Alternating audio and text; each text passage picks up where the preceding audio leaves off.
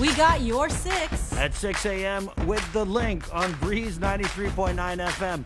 Bree and I connect you with all the latest news and information you need to know to start your day. Then check back with Guam's news leader at 6 p.m. for the day's top headlines with KUAM News Primetime. From 6 a.m. to 6 p.m. and everything else in between with KUAM Digital, we got your 6.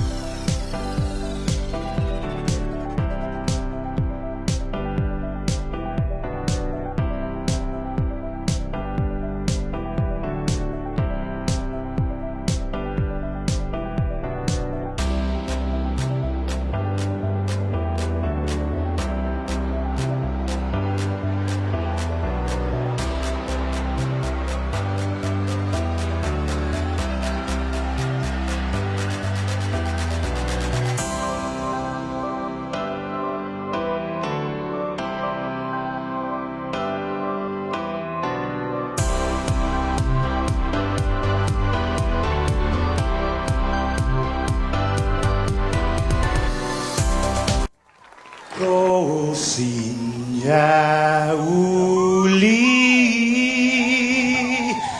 di sombranza tanmak e zuita saluda antes di niga Radzaudzan malakes frezas durante todo il memu a nogi distancia como kupugi palu zaniman malak guafi con una sughiairi preba tu la noce nai banderata gaigi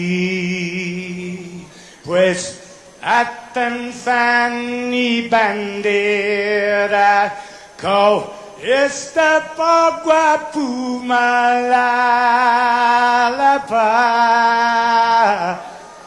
Giluk tanu man libri committee man ko body.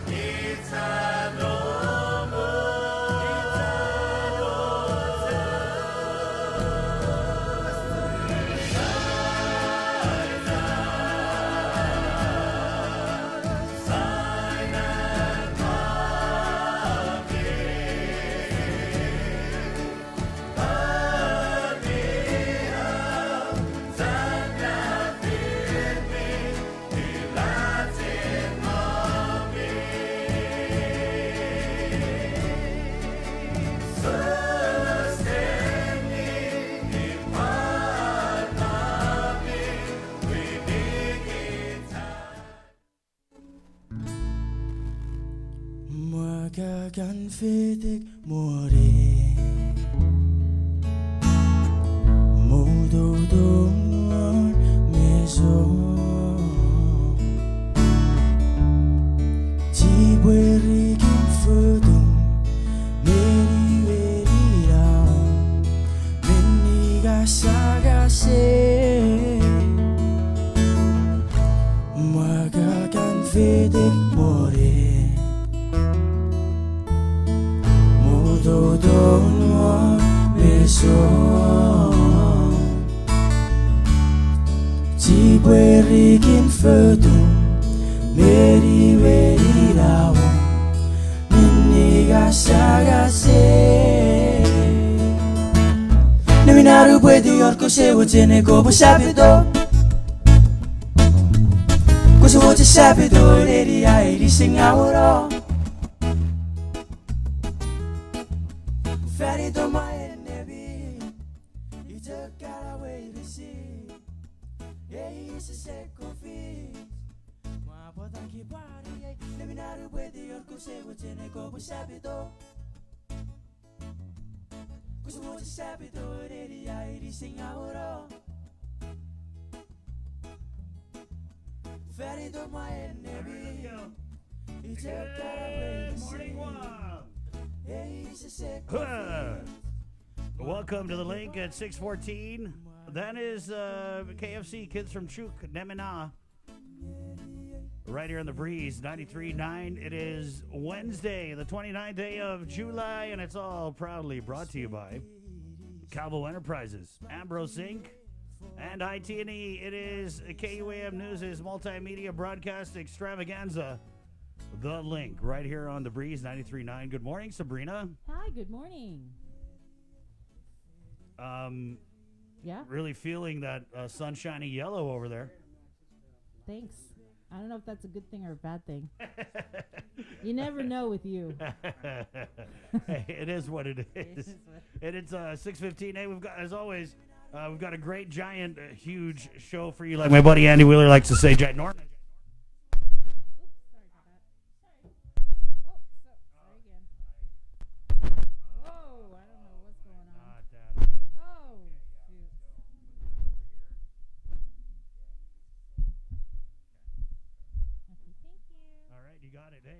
Where was I?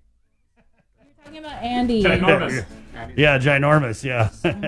As always, a ginormous show. We're bringing back Mary Rhodes here, and I think she's going to be coming on, from the Guam Hotel Restaurant Association. She was one of those familiar voices during containing COVID, and they're trying to do some things at GHRA with the restaurants and the Guam Women's Chamber to help the businesses out that are open. So. We'll go ahead and talk to her. Also from the Governor's Physicians Advisory Group, we'll bring back Dr. Hoa Wen, as there was a meeting last night with that Physicians Advisory Group. And we always like to bring him on Wednesdays because he can unpack kind of what happened during Tuesday night's meeting.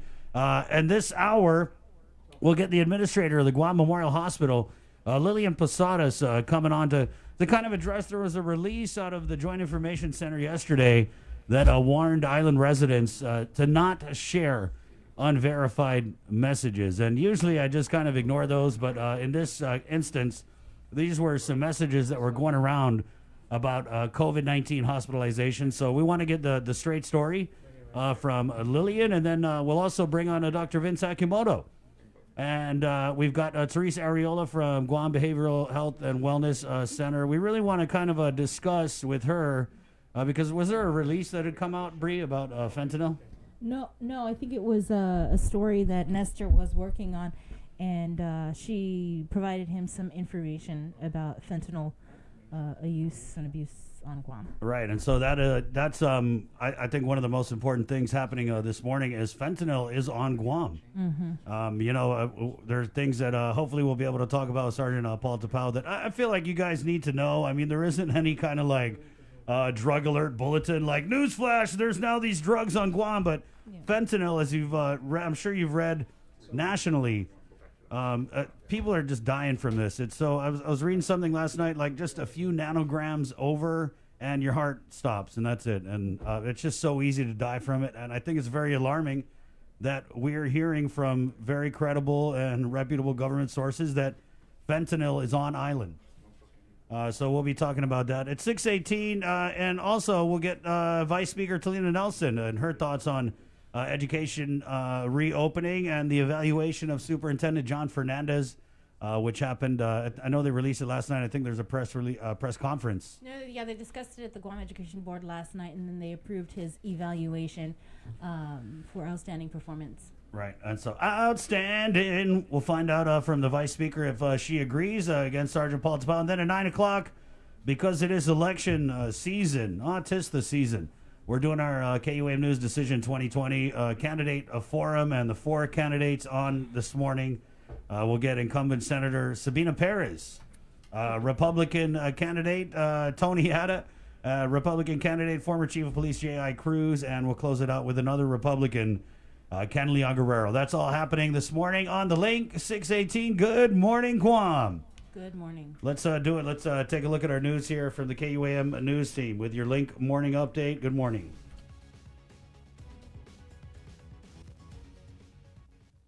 Half a day. Good morning, everyone.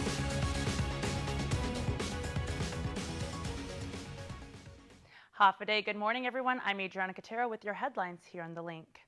In the face of a looming economic downturn, the Chamber of Commerce is working on a white paper to identify industries to diversify the economy and help prop it up while the tourism industry fully recovers. During an interview today for KUAM's In Full Zoom segment, Chamber Economic Diversification Committee Chairman Frank Campillo provides an example. Some of the things that we were trying to accomplish through this paper is to get the government of Guam to put clear and more and possibly the regulations, slim down the regulations so we can attract economies from outside of Guam. We talk about bringing some companies from Hong Kong, and it's not only bringing companies, it's possibly bringing that data warehousing of the data that they currently have as a secondary source for them to have data here on Guam. Campillo was joined on the segment by Chamber Chairperson Christine Belletto and Board Member Ernie Galito. They also spoke about needing the support of the local government to create incentives for the various industries they believe can be attracted here. You can watch the full interview on next week's In Full Zoom segment. In Superior Court, a criminal complaint comes down on Customs Director Ignacio or Ike Pareto. The Office of the Attorney General accuses Pareto for assault and harassment as misdemeanor charges. According to court documents, on July 9th, officers responded to an assault complaint at the Guam International Airport. Police interviewed the victim and Customs and Quarantine personnel who stated Pareto struck her shoulder with an open palm. Further court documents state that earlier in that night, Pareto was allegedly looking for the victim because he was mad about tables being moved at the customs inspection area. Officers interviewed Pareto and asked if it would have been more prudent to let the victim walk away and discipline her for insubordination. And according to the complaint, he responded with, "Maybe I should have done that." As we reported, Pareto has since been placed on administrative leave following the incident.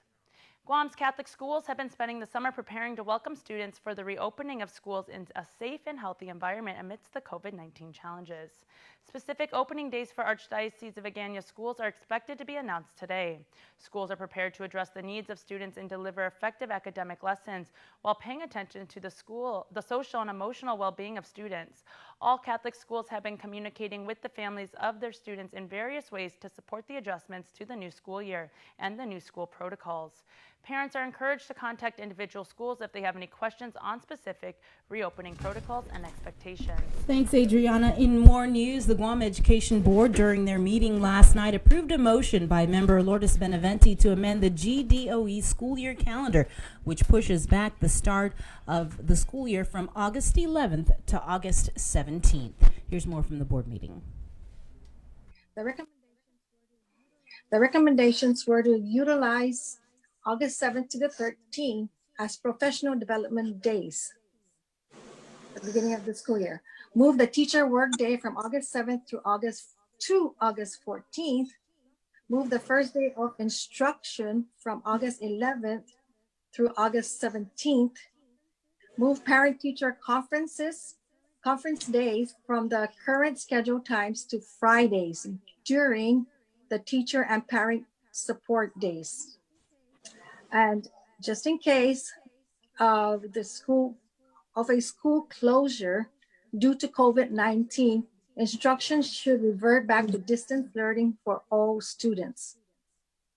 The recommendation to start the school year with 5 PD days was made to ensure that teachers had the necessary time and training to discuss the COVID-19 requirements being implemented for the safety of all. PD days would give teachers the opportunity to work on skills and strategies that would support the 3 models of learning. Okay, so moving the PTC day, parent-teacher conference, to the teacher and parent support days Friday, and reverting any lost instructional days to distance learning facilities the maximization of time to provide continuous instruction. So if the school was to be closed for whatever reason, everyone will revert to distance learning instead of the face-to-face. So the school will be shut down. So Madam Chair, I would like to make a motion to approve the amended school year 2020-2021 calendar. By the board last night, the new start of the school year is now August 17th. Also, during the GEB board meeting, members approved Superintendent John Fernandez's evaluation. Out of a 5.0, he received a 4.9 rating. During the meeting, Board Chair Maria Gutierrez acknowledged the superintendent for all his hard work, saying he is the longest-serving superintendent for GDOE, 8 years, and his rating is outstanding. From Guam Animals in Need, we just received this. An attempted dog beheading shocks Yigo families. GAIN is calling for investigations and prosecution. According to a media release on Tuesday, July 21st, a friendly neighborhood dog was brutally attacked in broad daylight in Yigo and died of his injuries over 24 hours later. GAIN is calling for aggressive local and military investigations to bring the attacker to justice. Along a quiet Yigo street that one resident describes as a safe place straight from my childhood, young children regularly ride bikes and play outdoors. But on Wednesday, July 22nd, the children made a horrific discovery. One of their neighbor's dogs, whom they'd named Walter, was severely injured. Someone had slit the side and back of his neck. Walter was well known in the neighborhood, an old arthritic boonie mix. He was small in stature and had a gentle personality. He knew how to sit and shake hands on command, leading residents to believe he'd once been owned and abandoned when his family left Guam. He spent his days sleeping in carports, playing with children as young as 7, and was fed by 4 to 5 families along the street. When he was discovered, the children rushed to their parents, who were shocked to find the extent of Walter's injuries. A severe knife cut along the back and side of his neck exposed deep muscle and bone. The neighborhood mobilized, and multiple households helped place Walter in a kennel and rushed him to a local veterinary clinic. However, his injuries were too great to overcome, and he was euthanized to end his suffering. Again, GAIN is calling for immediate aggressive investigations and prosecution of this case. Joining us now live with the latest from the CNMI is our Tomas Manglonia. Good morning, Tomas.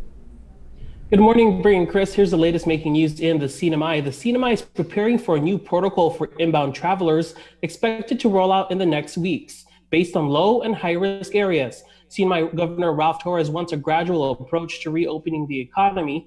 While the face of tourism will change, he says he's gauging every option amid an economic crisis. He addressed the issue at a press conference yesterday. Take a listen. I'm monitoring where we at with our COVID monitoring as well as region. That's where we at with our COVID when we approach countries as well as region. That's why it's so critical that when we approach countries like Korea, for example, who's considered cold zone, that we acknowledge that they've also done a great job and flattened their curve. And what are the reciprocity in us opening that border and opening that conversation. So it is really important and critical that we try and continue to move forward in bringing in our tourists, at the same time working with our hospital, our CEO, and the task force to have that balance. Because at the end of the day, we do need resources here to have our economy continue to move forward. We need our tourists to come in. It's a circle, it's a cycle too. we need one to provide for the other. We need the hospital. The hospital needs revenue. We need people to continue to work. We need revenue. We need our tourists. So we're balancing that out. But at the end of the day, we need to move forward in trying to open that opportunity for our tourists to come in. But I think that our community here will also understand that when tourists come in, it's going to be a little bit different. And I think that our tourists also know that, as especially being the first to come into the islands, that it won't be the same way as our tourists have openly enjoyed the Marianas before the COVID. So yes, we are definitely working to open that up, because it's important to have our economy continue to move forward at the same time. Positivity rate and hospitalization rates. And in related news, the governor's economic task force will be holding a media briefing earlier this morning at 8 a.m. to discuss more of the economic crisis and solutions to address the problems we face. Bringing Chris, that's the latest making news here in the CNMI. Thanks, Tomas. As for the latest with containing COVID here on Guam, 3 new COVID cases were confirmed on Tuesday, bringing the total number of coronavirus cases on Guam to 349. Currently, there are 53 active COVID cases, 291 recoveries, with 5 people hospitalized. Of the 5 that are hospitalized, 2 are in the Guam Memorial Hospital's intensive care unit and are in stable condition. 5 people have died on Guam due to COVID-19. In national news, Florida added more than 9,200 new coronavirus cases and 186 deaths. That's Florida's highest single-day death toll, but some of those deaths could have been from previous few days. Dana Bacchus reports from Los Angeles, where cases are starting to trend downward. Officials in Houston say so far they have twice as many COVID-19 deaths in July than in all of June, and the numbers show significant community spread. Do not think that you're so strong that you cannot be a carrier, and even if you're feeling well. Florida reported 186 COVID-related deaths Tuesday, its highest single-day death toll. Coronavirus response coordinator Dr. Deborah Burks says what is happening in the South is moving north. She urged states and individuals to take precautions.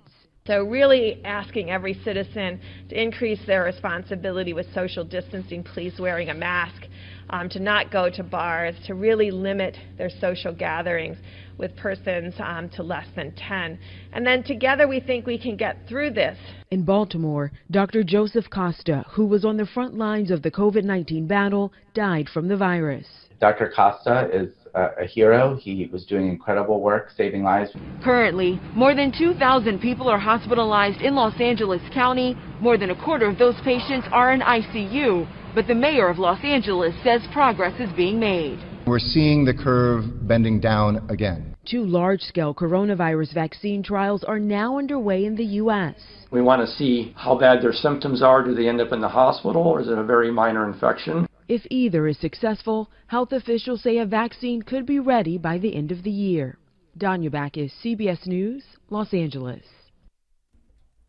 In your Banking 671 report, regardless of your current financial situation, your income, or your overall debt burden, it's important that you're always working to build and maintain an appropriate emergency fund.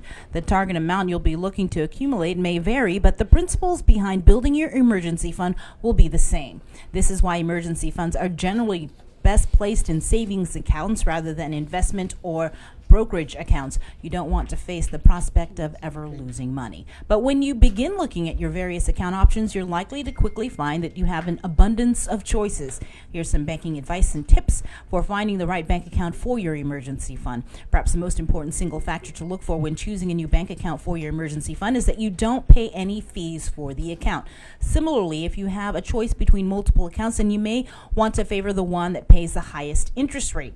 Additionally, you'll need to consider whether you'll need to have access You'll need to have ATM or checkbook access to the accounts that holds your emergency funds. You may decide, for example, that being able to write checks in the event of an emergency is all that you need. Setting up an emergency fund and a separate bank account to hold that money is an essential part of securing your financial health into the future. And that is your Banking 671 report, brought to you by Coast 360 and the Bank of Guam. And finally, later in the link, don't miss out, because we will be continuing our Decision 2020 candidate interviews. Joining us today are Democratic incumbent Senator Sabina Perez and Republican candidates Tony Atta, J.I. Cruz, and Ken Leon Guerrero. Our Decision 2020 portion of the link kicks off at 9 o'clock in the morning, and that is your news. Thank you so much. Sabrina Salas-Matanani, of course, from the KUAM news team at 6:33. The link on Breeze 93.9. Good morning. Hey, so voting starts tomorrow, and we'll have more on that tomorrow. But you know, these the candidate interviews, they're going Tuesday, Wednesday, Thursday, and then Fridays we're busting out the after party to kind of do our round robin weekend review with a bunch of special guests that we're so glad they could join us at 6:33. And let's go ahead and just get the show started here with the administrator from the Guam Memorial Hospital, Lillian Posadas, of course, joining us by way of the Zoom. Good morning, Lillian. Good morning. Good morning. Good morning. How are you all? We're doing pretty good. How about you? I'm doing great. Doing great. Thank you. Well, first of all, busy, but you know, we're just staying the course. Thank you for coming doing into what work we need to do early to Zoom with us. Yeah. Thanks for the invitation. Yeah, Lillian, I guess let's just start. We'll give you the floor. If you could just give us a status update on COVID-19 and the Guam Memorial Hospital. You know, the response, who's hospitalized, what are we looking at in terms of that? All righty. First of all, I just want to make sure that we clarify the information that's circulating out there, that Right. it's not accurate, not correct, and definitely not credible. And so I just wanted to take this opportunity to make sure that, you know. Yeah, you're right, Lillian. Let's actually start there. There was a release that came out from the Joint Information Center yesterday, right? Right. I think Bree's popping that up right now. This was Joint Information Center release number 241, if you're keeping track at home. Yeah, they're just asking everybody to be aware of unverified messages circulating on chat groups and social media about positive COVID-19 cases at GMH. And then it states that there are currently 5 individuals in the ICU at GMH. The JIC is also aware. That's right. I'm sorry. Not in the ICU, but in the COVID care unit at GMH. Okay. Yesterday there were 5. One got released, and so we still have 4. Okay. And of the 4, 2 of them are deemed as needing ICU level of service, level of care. They just need to be monitored more closely and supervised more closely because of their respiratory symptoms. The other 2 individuals were initially telemetry level of care, but now they have been downgraded to just regular medical care, meaning that their condition have really stabilized. They don't need that close cardiac monitoring service. Lillian, and so that is the. If you could, can you explain the differences between like telemetry and the downgrading to a less intense status, just for the people out there who aren't doctors? Sure.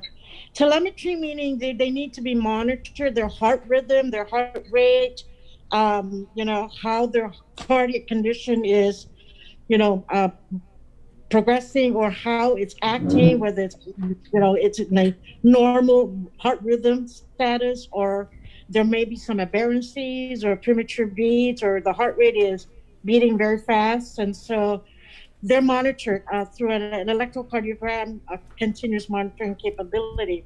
They have wires on their chest that are placed externally, and so their heart rhythm, the electrical heart rhythm, is monitored on a screen to make sure that the rate, the rhythm are all within normal, you know, parameters. So that's what telemetry is, and downgrading them to medical, meaning they're no longer needing to be monitored. Their heart rhythm does not need to be monitored through the cardiac monitor system. So they've stabilized that they don't need to be monitored with their heart rate and their heart rhythm continuously. Mm-hmm. So, and they're ambulating, they're stable, and so that's what that downgrade means from a telemetry to medical. But that doesn't The other mean two that individuals- they're in ICU, right? If they're in telemetry? They're not in ICU. Okay, No, okay. they're not in ICU. They are in another COVID care unit, which is our Care 3. Okay. And so that's up on 4th floor. So, that's a care unit that does not require individuals to be on a telemetry monitoring system. Lillian, was there ever any point where they were in the intensive care unit or any of the COVID patients that you're currently caring for? To maximize our resources, we placed all 4 of them initially in what we call Care 2 unit, which is what we ramped up as an ICU COVID care unit, because we ramped it up with a capacity to be able to, if the patient's condition deteriorates, we can put them on a ventilator, and so it's a small confined unit that the nurses can visually observe and monitor those patients' condition should all of a sudden it changes. And so that's what that Care 2 unit is. It's an ICU level of COVID care. Right. But, So I'm sorry, Lillian, just to clarify, is it really, because we're talking about these unverified messages, and, I got the message, and it basically said that there were 4 patients in the intensive care unit. But you're saying that they weren't in the intensive care unit per se, they were in the COVID care 2 intensive care unit. So it's kind of confusing. Right, yeah. It's an ICU level care unit for COVID patients specifically. Right, so that's we ramped it up. Right, so I'm just wondering if you're telling us not to share unverified messages, but you're saying that they were in an ICU type setting. Is it really an unverified message? I mean, if you could, because it just seems like an obvious question. Well, but again, it's confusing because it's not just a straightforward. Yeah, they are in that COVID ICU unit because of our resources. We want to maximize the resources and contain them in that one area that has the flexibility to be an ICU or just it's a COVID unit. How many COVID care units are there? And could you just share what each of them are specifically set up for? Because you said there was a COVID 3, COVID. Now we know there's COVID 2. Is there a COVID 1? There is a COVID 1, and that was the original COVID unit that when we started in March receiving POI patients who then we test them, because remember in the beginning we weren't doing these rapid testing. We had to keep them in an area, isolate them, and then once we get the results from public health and that they're negative, we move them out of there. But that's the care unit 1, right next to ER. It has a capacity of 5 beds. Right next to it is a COVID care 2, and that's between ER, care 1, and ICU. It's another 5-bed unit that we ramped up to be ICU, to be able to provide ICU level of care. Care 3 is up on 4th floor. It's the old pediatrics unit. We moved all our pediatric patients out of that unit and converted it to a isolation COVID care 3 unit. It has 17 beds. How many people are in COVID 3? In COVID 3, yeah, because we downgraded those 2 individuals to medical, we moved them to COVID 3, which is the 3rd floor. So 2 of them are there. Okay, so only a total of 2 are in COVID 3. Only a total of 2 are in COVID 3, and a total of 2 in COVID 2. And those are the 2. Go ahead. Oh, I was going to say, what about in COVID 1? That one, we haven't been using it specifically to just keep COVID patients. We use it for PUI, and we also use it as an overflow for the emergency room. Because many times we've had patients waiting, and it's an overflow. I see. So do you have any PUIs in COVID 1? Not in COVID-1 right now because we still have some space in the emergency room. We have isolation, and there is an individual in there who is a PUI. Okay, so that's where we get the total of 4. The total of 4 are the ones, the 2 in the care 2, right, and the 2 in care 3. They're all COVID positive. So those are the 4. Okay, and initially there was 5, and then the one was yesterday released. There were 5.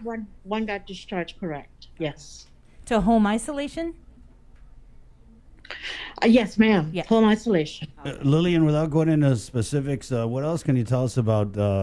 Maybe the condition. I know you said stable, but in terms of what is affecting these patients. Okay, well, the 2 that are in the ICU care 2, COVID care 2, because of their respiratory symptoms, they still need supplemental oxygen through nasal cannula. They're not intubated. They're not on ventilator or, support, mechanical support at all. Unlike what was, put out there in the media that they are on support, life support. So you said nasal. What was that? Sorry. Nasal cannula. Nasal cannula. The 2 hoses that go in the nose. I see. The 2 hoses that go into the nose, your nasal cavity, and you get supplemental oxygen that way. Okay. So it's respiratory issues related to COVID-19. Yes. Right. Are you able to give us any of the ages of these patients? Sure. I I don't want to be specific to their ages because that identification can be a HIPAA violation. So, but the age range is from 30 to early 50s. Okay. And are you able to tell us if these cases are related to each other in terms of the COVID spread? Well, they are connected to each other, as what was put out in the JIC. So they are connected to each other, yes. Okay. So PCOR 3, we're in PCOR 3. We get news like this about these hospitalizations. Obviously, it's blipping on a lot of people's radar. And throughout containing COVID, you were a really sobering voice. So kind of interested to hear what message you have for the people of Guam when they wake up and find out that, our hospitalizations. You know what, Chris? It was kind of breaking off. Can you say that again? Just so, how serious should people take this now that we're hearing this news about these hospitalizations? It's very serious, and it's it's a concern that everybody needs to own up to it and be responsible. But the other thing is, we need to not be giving out false information, inaccurate, not credible information, not factual information, because it creates more anxiety and panic. What we need to do is just to be concerned about it and be responsible to then make sure that, we continue to wear masks and we continue the social distancing because we see already that it works, the mask. And, there's a lot of people out there. If they don't need to be out there and stay home, then, please stay home. Take this very seriously and be concerned about it. But don't panic. Don't be fearful. Don't panic. Just be concerned, be very concerned, and be responsible to do your part, to stay home, to wear your mask if you need to go out there wherever you go, because this virus does not discriminate. Age does not discriminate. Ethnicity. It's a virus that jumps from one human to another, especially if the individual is not protecting himself or herself with the proper infection control precautions. And so anybody can get it. Are these not local? knowing that you have the symptoms or that you have the infection, the virus, you spread it. So again, go ahead. No, I just wanted to follow up on one of the things you mentioned with the COVID-3 and the old pediatrics ward or unit. I know months ago we were talking about moving the labor ward over to GRMC and, moving the pregnant moms over there. Whatever happened to that? It didn't happen. Okay. It was too complicated, too many logistics. GRMC, as much as they're trying to help us out, they're also challenged with staffing. And, they don't have their MCH staffing anymore. So if we were to move, the patients, MCH patients over there, that means we have to also send our staff nurses there, our nursing staff. And, the logistic with that in terms of liability, payroll, the government benefits, because we're government employees into our private sector. It was just too complex, too complicated. Yeah. And so Lillian, when the census goes down in the pediatrics and in the MCH, we utilize the staff to then help out in the other areas where, the census has picked up. So it gives us that ability that if the census is not that high, we can then move around the staffing to help in the areas that are needed. So Lillian, I remember when we were discussing this move, part of it was that, GMH was supposed to be, God, I hate saying this, the COVID hospital. Yeah. Right? And we were going to move everyone out of there. So since we didn't move them, were there any additional measures or anything put in place to kind of mitigate the things we were trying to protect these pregnant women and children from? Women and children and the non-COVID patients. Right.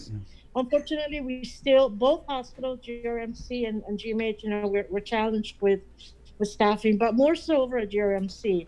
Their staff bed capacity is less than 100. Ours, we can accommodate over 100. In fact, our census picks up to about 140, 150 at times. And so, we continue to accept, as much as we wanted to decompress our non-COVID areas, we're challenged in doing that. Right. And so we just deal with it on a day-to-day basis. And so, what was the other part of your question, Chris? I'm sorry. I don't know. A brain fart. Sorry, I forgot. No, I was just saying, since we didn't move them, did you do anything extra to protect them from, what we were trying to move them for? Well, we have put in measures to protect the MCH population. We keep them isolated, and we certainly don't use the staff. If the census is low, we don't use the staff into the COVID area. We use them in the non-COVID area when they're needed. And so we try and protect also the staff, the MCH staff. What was that? No, that was just Jason talking in the background. Yeah. So Lillian, now that we're kind of pivoting a little bit, and again, I'm taking it serious, but we're in PCOR 3, so what types of adjustments have you guys made at the hospital to put us in this new footing? Okay, adjustments. We're adjusting every day. We're adjusting our protocol. We're adjusting our PPE, supplies. We're putting into place. We're working with the company to sterilize our N95 masks, and so that we can conserve our PPEs and reuse them if we can reuse them, but we have to sterilize them. We're the doctors in their meetings, they continue to adjust the protocol to be in line with the CDC regulations. Visitation privileges, we've made it more strict in terms of really limiting and not allowing individuals under 18 to come into the hospital, just again for the safety of those individuals under 18. We're limiting again because, we were finding out that some patients would have a listing of 25 people to come and visit. And so we don't want to increase the traffic in the hospital with visitors who don't need to be here, because we're moving patients around, we transfer patients around who are COVID. And so, we want to make sure that there are no people around when we're transferring moving these COVID patients around from one area to another, to radiology, to, other areas of service. Does that answer your question? Yes, it does, Lillian. Can we, did you have any more COVID stuff? Yeah, I just wanted to ask about what other sort of preparations you guys are doing over at the Guam Memorial Hospital, and our possible changes or contracts that you guys might need, or even hiring of additional personnel. We haven't heard any new projections or anything like that. The last time I think we heard from Dr. Guerrero in one of his presentations at Adaloop was that possibility of a September surge. So I'm just wondering, are you guys doing anything to prepare for the potential of that? Well, every day we're concerned that there may be, just like, this over the weekend, we had 5 individuals. Right. And, for a while we were at 0 or 1. And so, yeah, we're very concerned. And so we're just trying to make sure that, all staff are on board when we need them. And we continue to recruit staff, especially nurses and in the allied health, respiratory therapists. Nurses, we lose nurses. They leave, they resign, they retire, and so it's a revolving door to recruit nursing staff, especially registered nurses and licensed nurses. And so, every day we take a look at the census and, okay, what do we need to do to make sure that we are prepared? We have the SNU patients and residents away from our facility. And so, we want to continue to keep them away from the facility to protect that vulnerable population. Mm-hmm. Okay. Any equipment that you've had to purchase? What was that? Equipment. Have you guys purchased any new equipment that you might need? We have purchased, the PAPRs. Those are the pressurized air. The powered air pressurized respiratory mask. We've purchased those. We've purchased more high flow nasal cannula oxygen devices. We've purchased demystifiers.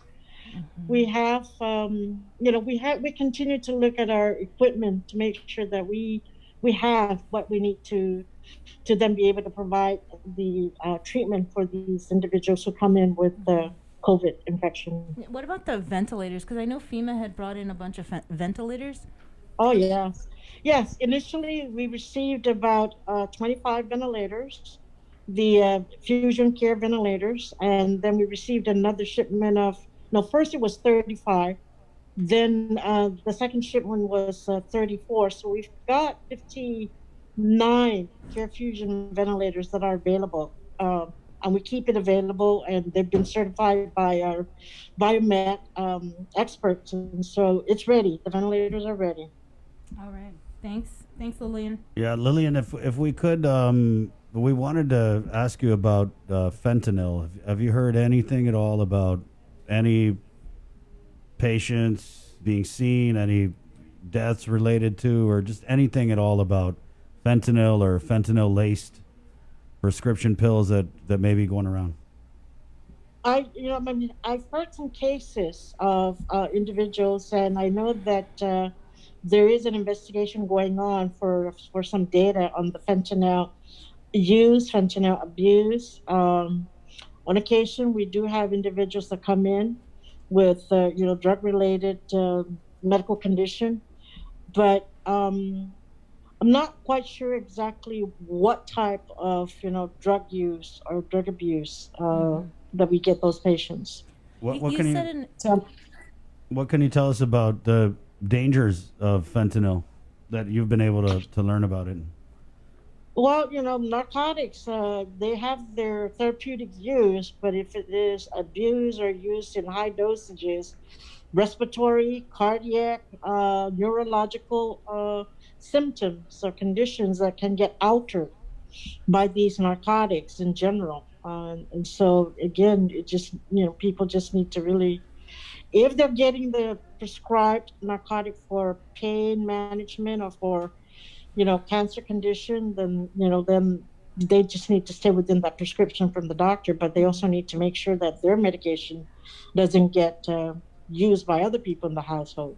Right. You said an investigation that was going on. Is that an investigation being conducted by GMH or? No, not us. We're not doing that investigation. We manage the medical treatment of those individuals. But I'm just hearing that there's some ongoing investigation. Who's taking the lead? I don't have that information. Okay, so you said who's taking lead. So is it a joint investigation then, from your understanding, with the feds and the local law enforcement?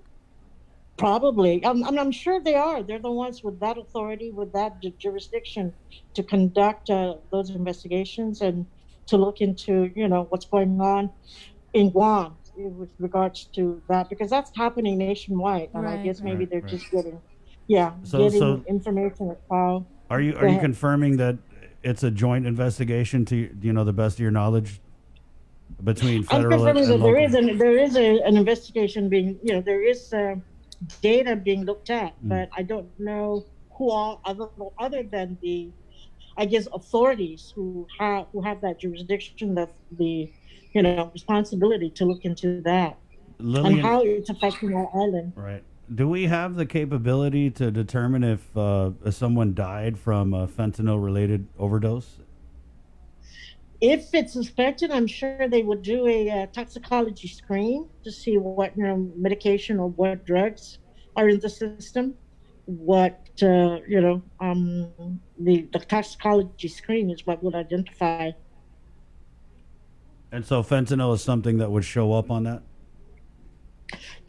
You know what? I'm not an expert in that, but probably the metabolites of those types of drugs that are, illicit drugs or, narcotics that can be prescribed. But then, if there's an overdose of it or excess amount of metabolites of that particular, drug. Have any staff or employees at GMH been questioned in relation to this investigation that you mentioned? I haven't heard any of our staff who have been interviewed or questioned about it, investigated. I haven't heard that one. Okay. And it should come through our administration office. Mm-hmm. Other than you just heard that there was some sort of an investigation. Yeah. Oh, so do you have any knowledge of any fentanyl-related deaths on Guam? I don't have that data. I don't have that knowledge. What would the protocol be? Let's say if someone did overdose on anything with fentanyl or just anything, any drugs in general, and they die, what happens with the body? What happens with how you guys look into that cause of death? And when would the medical examiner become involved in a case like that? If the authorities, like the police authorities, suspect that there's a, possible homicide, then I guess they would have to have a forensic autopsy done on that body, expired body. Which we're having a problem doing because we don't have the medical examiner, right? Well, there is a contract for pathologists, forensic pathologists, who are based in Hawaii. So there is a contract right now that if the authorities, the police authorities, the Attorney General's office think that this needs to be, the body needs to be, autopsied for forensic investigation, then the pathologists in Honolulu are, contacted, and the coordination for them to come to Guam and do the forensic autopsy. So do you have any knowledge of any forensic autopsies that have been conducted because of any drug overdoses? I don't oversee CME, so I don't know which ones are done as far as forensic autopsies. Okay, but you didn't hear anything. CME is not my. I know. CME is not my. Well, you guys are in the same building, so I'm just checking. Okay. I don't know if you heard anything through the vent or.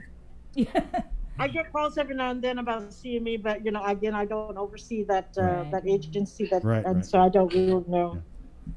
All right. Well, thank you so much. Did you have anything else? Yeah. In closing, Lillian, what would your message be to people out there listening to the hospital administrator, Lillian Posadas, right here on the link, Breeze 93.9 KUAM FM? I got you. Well, again, I ask the community to please, whatever information you hear or you receive, make sure it's credible, it's accurate, and, like those people who are in authority to provide that information, that's what you take that information from. But those who do not even work at the hospital or have any authority to release any information, please make sure that you at least, get your information that is credible. And everybody, please continue to be vigilant and, continue to wear your mask, continue to do social distancing and hand washing. Right. Wash your hands. Okay, Wash Lillian. your hands. Thank you, Lillian. Take care. Okay. Thank you. That's Alrighty. Bye. There you go. Hospital Administrator Lillian Posadas there with a pretty interesting interview. 7:02 on the link. Bree, any post Posadas thoughts? No, there's 4 people that she mentioned that are hospitalized over at the Guam Memorial Hospital. 2 are in the COVID-2 care unit where they provide ICU level care. And then there are 2 that are in their COVID-3 unit, and that's more of their isolation unit. Right, but you can see that when they put out these don't share unverified messages, I'm just playing devil's advocate here. You know how Guam is, and people hear things, they put it out. But I'm not really sure if I see a big difference between the so-called unverified messages that were going around in terms of the numbers of people who were at GMH. Right. Well, the message that was going around, I believe it said 5. Right. 5. And Lillian clarified that yes, there was initially 5. Right. And 1 was released to home isolation, and then the remaining 4 that are still hospitalized at GMH. But the message also said that they were in the intensive care unit, which she said wasn't necessarily true because they're in the COVID care intensive care unit. So you see what I mean? It's kind of... Of course I do. Yeah. So there you go. 7:03. We're going to take a break, and we'll come back. We got Mary Rhodes from the Guam Hotel and Restaurant Association, and then we're going to talk quarantine and COVID, 2 of Sabrina's favorite subjects with Dr. Hoa Wen from the Physicians Advisory. I'm already getting questions about quarantine protocols, so we'll get Dr. Hoa on. People are asking what type of travel can people be doing when they're supposed to be on home quarantine. So we'll get the answer to that coming up right here on the link on the breeze. Good morning, Guam. McDonald's.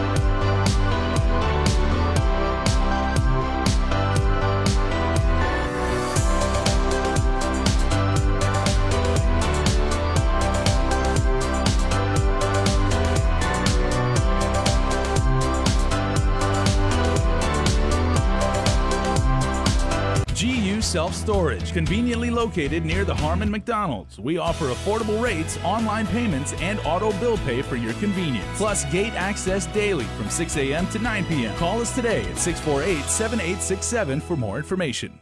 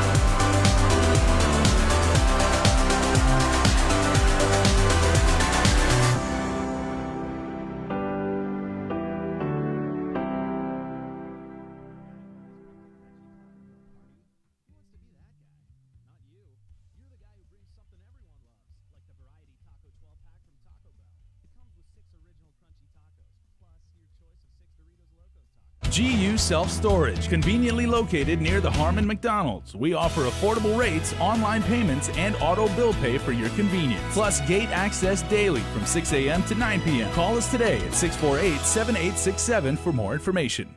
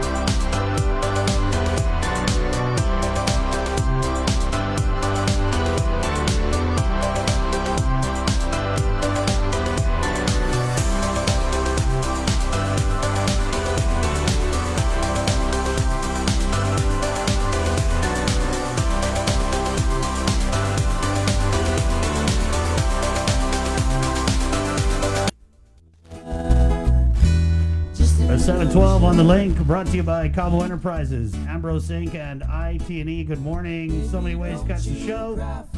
Of course, we're on KUAM TV 11 from 6 to 8 on Tuesday, Wednesday, Thursday, Friday. So good morning to our KUAM TV 11 viewers. Obviously, we're on the Breeze 93.9 FM.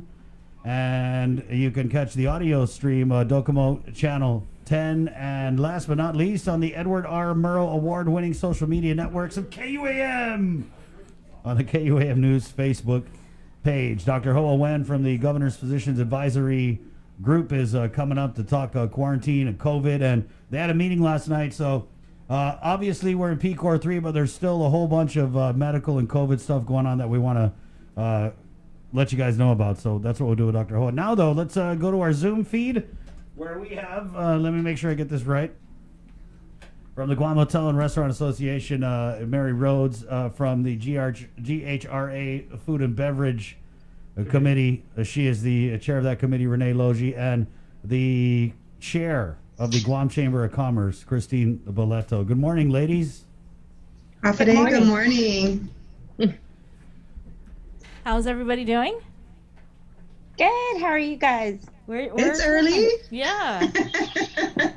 Good morning. This is late. Congratulations on the new show. Thank you, Mary. I remember we were talking to you during containing COVID, and you had told us that, hey, I love this. I want you guys to keep it around. So we did it for you. Yeah, thanks. Just for me. I'm sure all the viewers appreciate it, though. So we brought you in because we were talking about Bill 384. Is that correct? That was introduced, I think. 384. 384. Right. So yeah, tell us about the work that was put into this with Senator Joe San Augustine. Well, actually, the three organizations separately have been talking about it, but it's been discussed on the Economic Advisory Task Force group. There's a working group that gives recommendations to the governor. So it's been in discussion for some time because some restaurants and distributors have been inquiring about whether or not we can update the laws. Some restaurants have changed their on-premise license to off-premise in the meantime because they are not able to operate dine-in services even at 50% occupancy. So some restaurants have decided to go to off-premise just to sell alcohol with their food.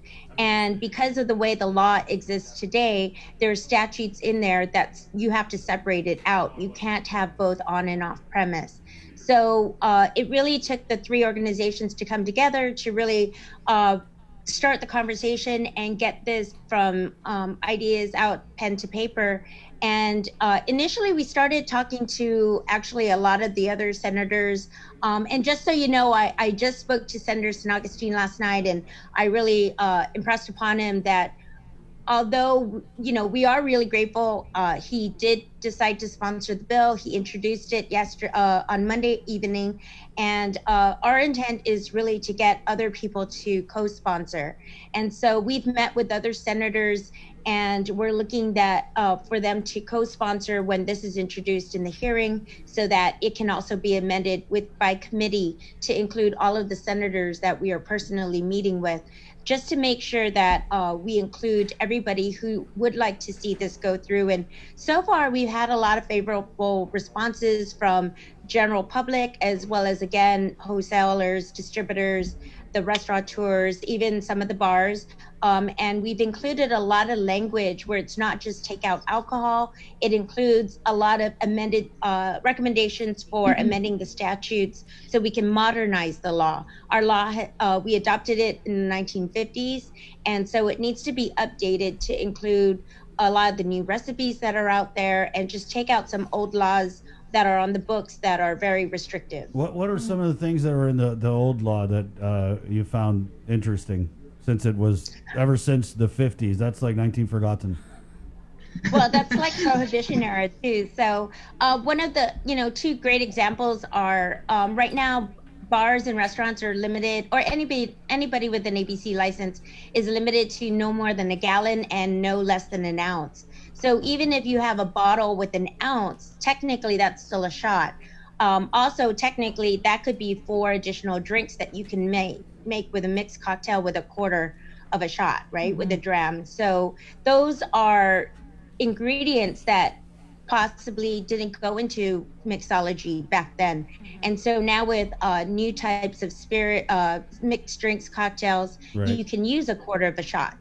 So it really doesn't make sense to throw out a bottle when it still has an ounce or less. I guess back in the 50s, they drank everything straight.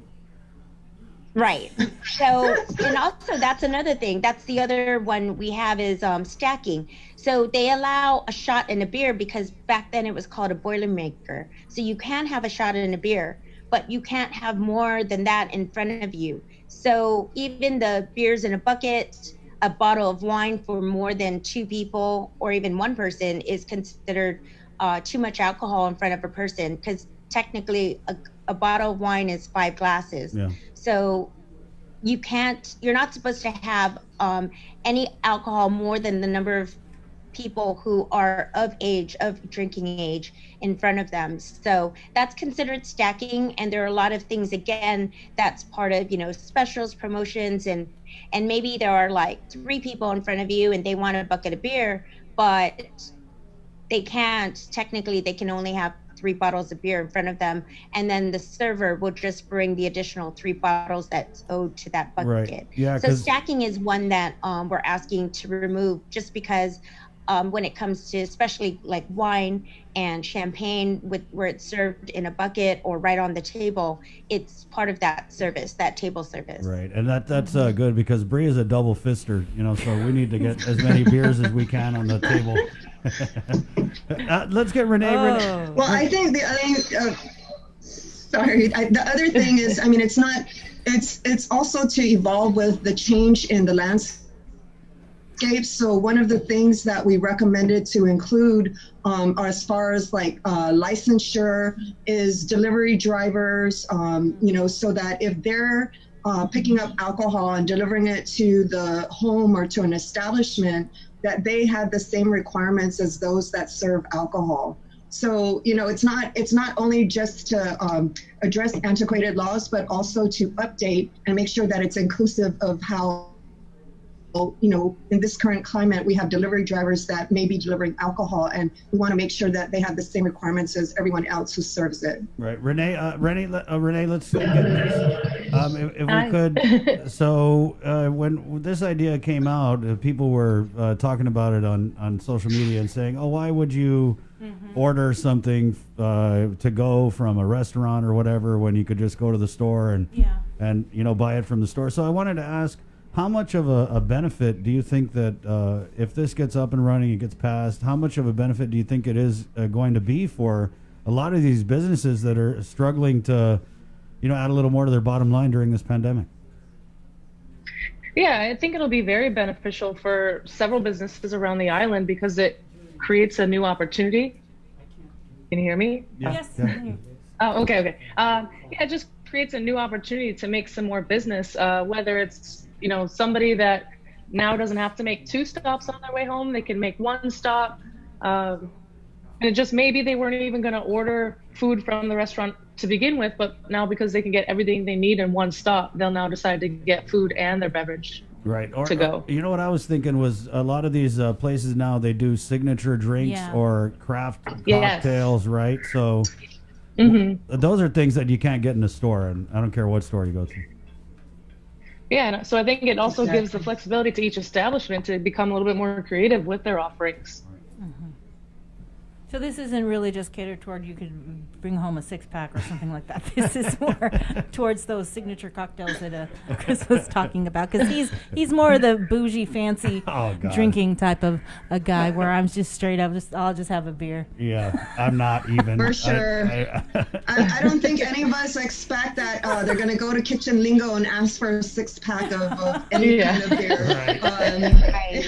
Yeah, you know what? Let me get that roasted seared cauliflower with the Brussels sprouts fromage, and give me a 12-pack of Miller Lite. You know what? Breeze here better make it a case. Right. All right. So yeah, and I saw Kitchen Lingo. It's funny you mentioned them because they are doing their cocktails in little jars, and so that kind of turned me on to maybe thinking a little bigger. Some of our people were like, "Oh, why would we could just go to the store?" But there are many great things that a lot of these places offer that you just can't get anywhere else. So Right. you think it's going to be a big benefit? Speaking of them, they've already kind of been pioneers, if you will, in this effort, because they've gotten the approval from ABC Board to be able to sell their drinks, and it is a sealed container.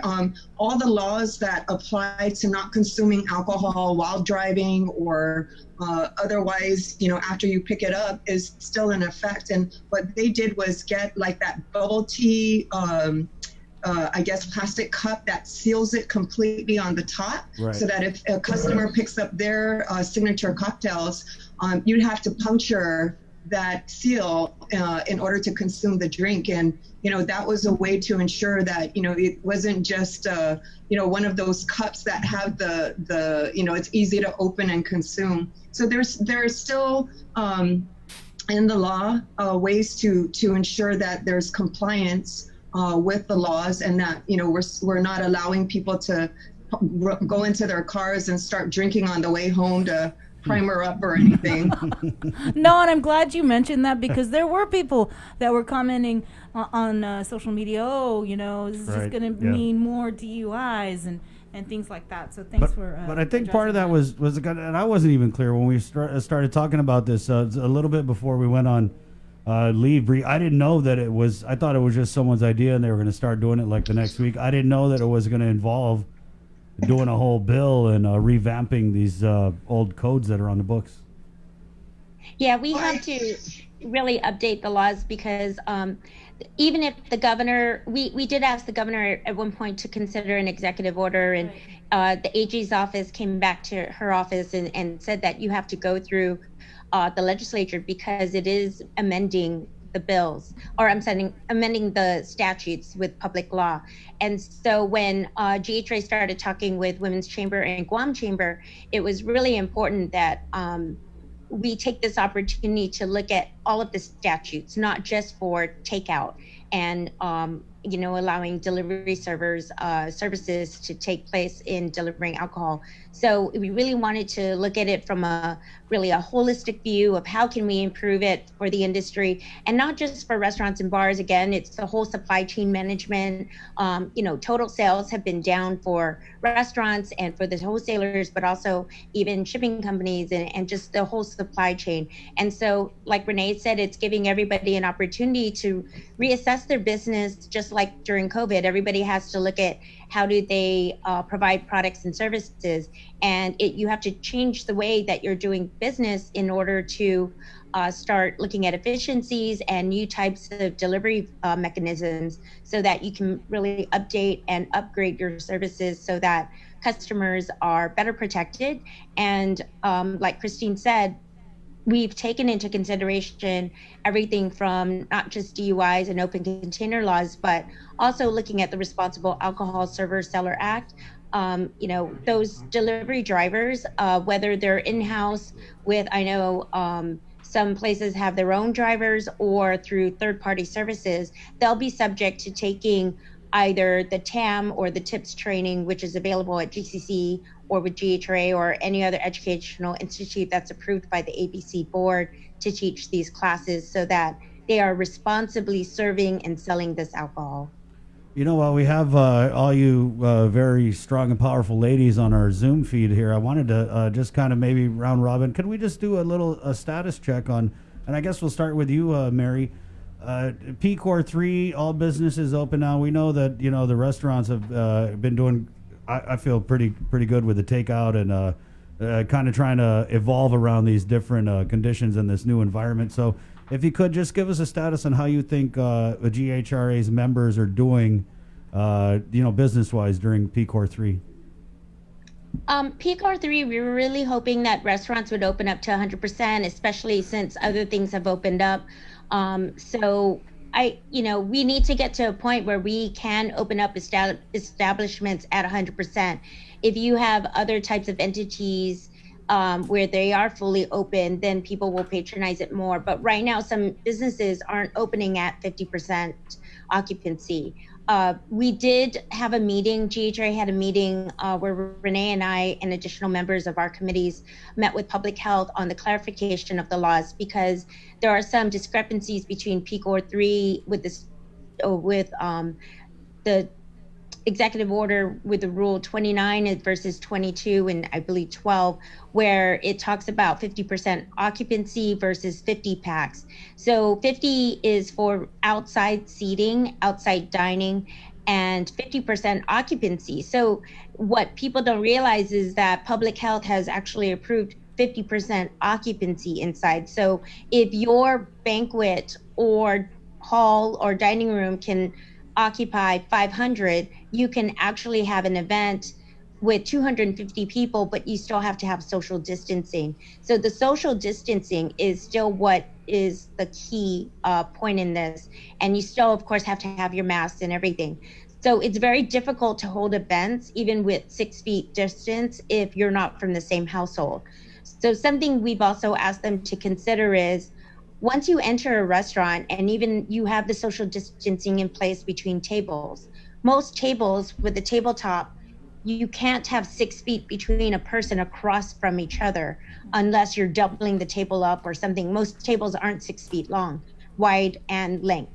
So we're asking them to reconsider that, because the restaurants already are doing all of the things that's required to ensure that they are practicing safe and health hygiene within the restaurant themselves, and then asking the guests to come in protected with a face mask, sanitizing before they enter, having hand sanitizers and touchless hand stations throughout, and then the 6 feet distancing. But once you sit at a table, you should already be able to eat without that 6 feet distance from across from each other if you're not within the same household, because you're already taking all the additional measures. So we're asking for consideration on that, and to get occupancy up higher for indoors as well as outdoors. We would like to see it increase to 100%. And what do you think is the evolution of that going to be? Are we looking at, within the next month, or how far along are we on the discussions? If we're saying tourism really isn't going to open up till August, we're already end of July. And so we're asking for them to consider for that, because even PCOR 4 requires vaccine. And so we're a long way away from there. So if we can consider at least restaurants and other establishments, not just restaurants, but other establishments to start operating at 100%, but you still take all of the precautionary measures by implementing what public health wants you to implement while you're open, then those initiatives should be good enough to help protect the community. Mm-hmm. Yeah, aside from the restaurants, though, but what about hotels? I think months ago we talked about the possibility of some hotels that are closing their doors. Can you tell us, give us an update on the status of the hotel industry? Well, right now we have a lot of hotels who have gone back online because they were expecting to go online July 1. So some of them pushed their dates, but there are a lot of hotels that are open and really offering local packages, staycations. And of course, we still have long-term guests and military all staying throughout. I am working with Guam Chamber of Commerce with the Joint Region Marianas for our upcoming exercises. Right now, we do have an Indo-Pac exercise going on with Anderson, and we have some additional exercises coming up in the next couple of months. And so we're looking at ways where we can work with the military, understanding that they have their limitations with PAC fleet of what they'll consider. But as far as hotels reopening, the only one who's really closed down at this point is Fiesta. They are changing out with IHG to be Crown Plaza, and they're going to be reopening next year. And I believe Holiday Resort is still closed, but a lot of the other hotels are just waiting to fully reopen. And you can tell just by going online to all of the travel sites or to individual websites, and a lot of them are selling local packages to encourage our local residents. Christine, and we're going to get to you other too, but it's just Mary gets just so much on her plate. If you could, right? So if we're talking about opening, businesses and doing more with tourism and the hotels, how much of a return to work are we anticipating for these tens of thousands of tourism workers who have been displaced by this pandemic? Well, that's what's challenging right now is until we have really large volume, large revenue, it's going to be very hard to go to full staff, full capacity. It's going to be a while for that. So that's where businesses already are at that point. If they had the PPP and the EIDL, the PPP timeframe to bring a lot of those employees back to work, it's very important that we start getting to that 100% occupancy, because those businesses have to start operating and people are looking to come back to work. So I think it's slowly happening. I think a lot of people are being encouraged with PCOR 3 and seeing how things are done. Public health has been working with us to make sure that we get the word out so that everybody is in compliance. So their role is not to shut people down. Their role is really to work on compliance. And so by coming up with ways of how to diversify the businesses, like updating the ABC laws, we're hoping that hotels, restaurants, and the bars will look at different ways of offering products and services, because even if, let's say, they go up to 100%, some people aren't still comfortable going out. And so we feel home delivery services is just the trend that's going to stay. And that's a new type of economy, like the shared economy that we've seen grow over the years. And we think that this is just an opportunity for people to really start some new services or use existing ones. And we're just trying to update the laws so that people can add on services where it will be more convenient for the consumer to get the products that they want at home. You know what I really love? I mean, that's a weird way to put it, but the way that so many small businesses are really just finding new ways to get their products and services to, I got a friend who owns a food truck, and the food trucks, they're doing okay, but they had to make up for those 3 months that we're on lockdown, and so now they're doing lunch plates, and We've seen this evolution from business. But what I wanted to ask you is, we're talking about opening up businesses at 100%, and this will be more for Christine and Renee. Do you think that the demand is there for full opening at 100%?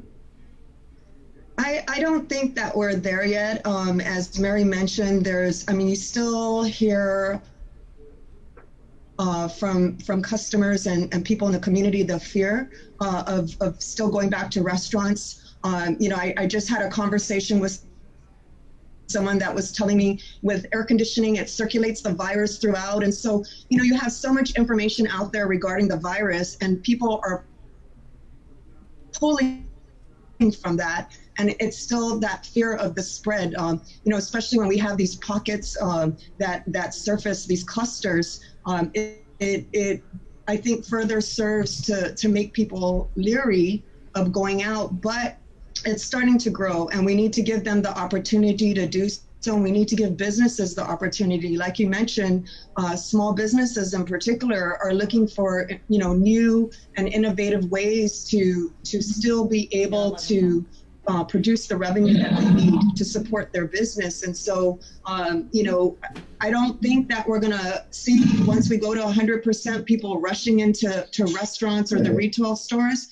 But I think giving the business establishment that capacity and leaving it up to them to work, either on their media to invite people in and show that, they are practicing those safe measures to protect their customers. We give them the opportunity, and it also gives them the opportunity to look for new ways to expand their business and expand their revenue. So I wasn't sure. That's kind of a mixed answer, because you're right. There are people, as we start to go more towards normal, people wanted to do normal things like, go out to dinner. But there's still those people who are a little bit leery, but we're seeing so much, those people, they're still eating out, but they're just getting takeout, right? And so when we talk about opening to 100%, I went out to dinner a couple weeks ago, and I waited 2 hours to get into the restaurant because of social distancing and all that stuff. And did you make a reservation? Yeah, I made it. They weren't accepting reservations at the time, too. Yeah. Right, and just keep in mind, like for 100%, when we look at that, and you're looking at an establishment that has the seating capacity of 20, we need to give them it's not feasible for them to open at 50% and have 10 people in their restaurant and bring back wait staff and bring back. So, again, we've got to give them that opportunity. 100% opens up the opportunity for other businesses to finally open their doors, because it's not financially feasible for them to do it at 50%. But again, we don't think that everybody's going to rush in, but we certainly have to give the business the opportunity to try to make it work. Right. Here's an example of what I've seen the last 2 months that has grown and new people are attracted to just because of COVID is golf. Golf, the courses are starting to get full all the way through November. Bookings on the weekends are all the way through November for majority of the courses. And I've seen a lot of new golfers out there because it's the one sport you can actually be in a cart by yourself, play, get into it, go with families and friends, and there is social distancing already naturally within it. And so I've seen people automatically get into golf recently where there's a huge surge in it, but yet they're limited at the 50% because it's because of the distancing they have to have with each cart. But I would like to see it at 100% because it's just booked all the way through. Can you imagine when we open up tourists? It's going to be very difficult to get tee times for our local community. Right. So I think that golf should be 100% where they can open up for occupancy because it's all outdoor activity and it's already, there's so much that's being done with the golf carts and all of the equipment, and they're not allowing you to share things. So that's an example of a non-restaurant, non-food related establishment that I think also needs to be opened up at 100%. What else have we seen? I would agree with Mary and say that should apply to basically all outdoor activities. When you talk about the jet ski operators or you talk about the banana boat operators. A lot of the times it's one person to one piece of equipment. It's outdoors, which, by all the studies that I've read, really mitigates any spread of the virus when you're outdoors in fresh air and it's warm. And so, and they're sanitizing those kinds of pockets we do really need to look at. Exactly. Yeah. What else have you seen though? What are businesses doing to diversify, I guess, their marketing, or what new ideas have they been doing to bring in customers? Whether it's the hotel and restaurant industry, but just other businesses. Well, I've seen like Cosculas recently just announced, you can order in advance, just because probably people are afraid to just go in large volumes, right?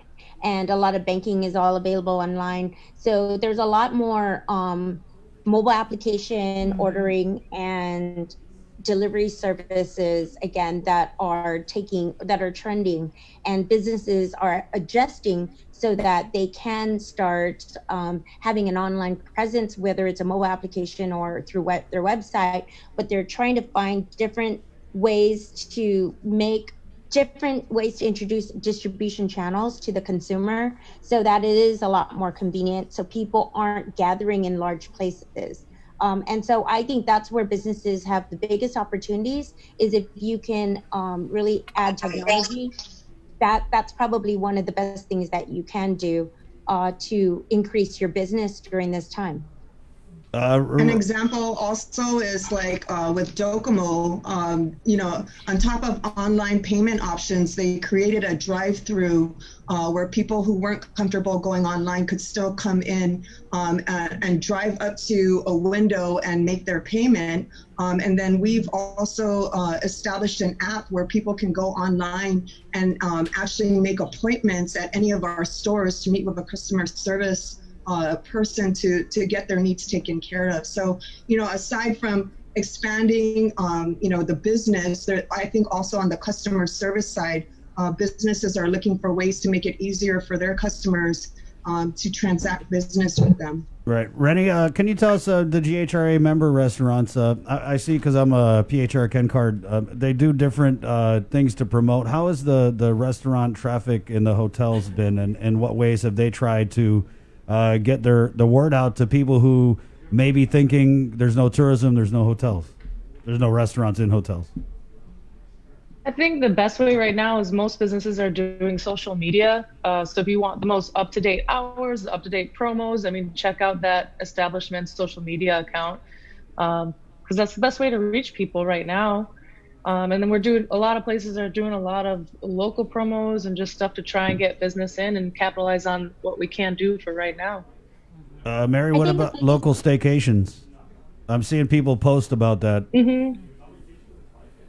Yeah, there's quite a few. Like the Jusitani's doing a staycation special. I've seen other hotels doing promotions for the locals that you don't always see, or they're better rates than what you normally do see. Every little bit helps. Right. Okay, so, I wish we could be a fly on the wall and hear some of these discussions with you guys calling for the 100% capacity opening and, public health response. What's kind of like the tone of these discussions? Is it pretty heated, or is there a lot of back and forth on it?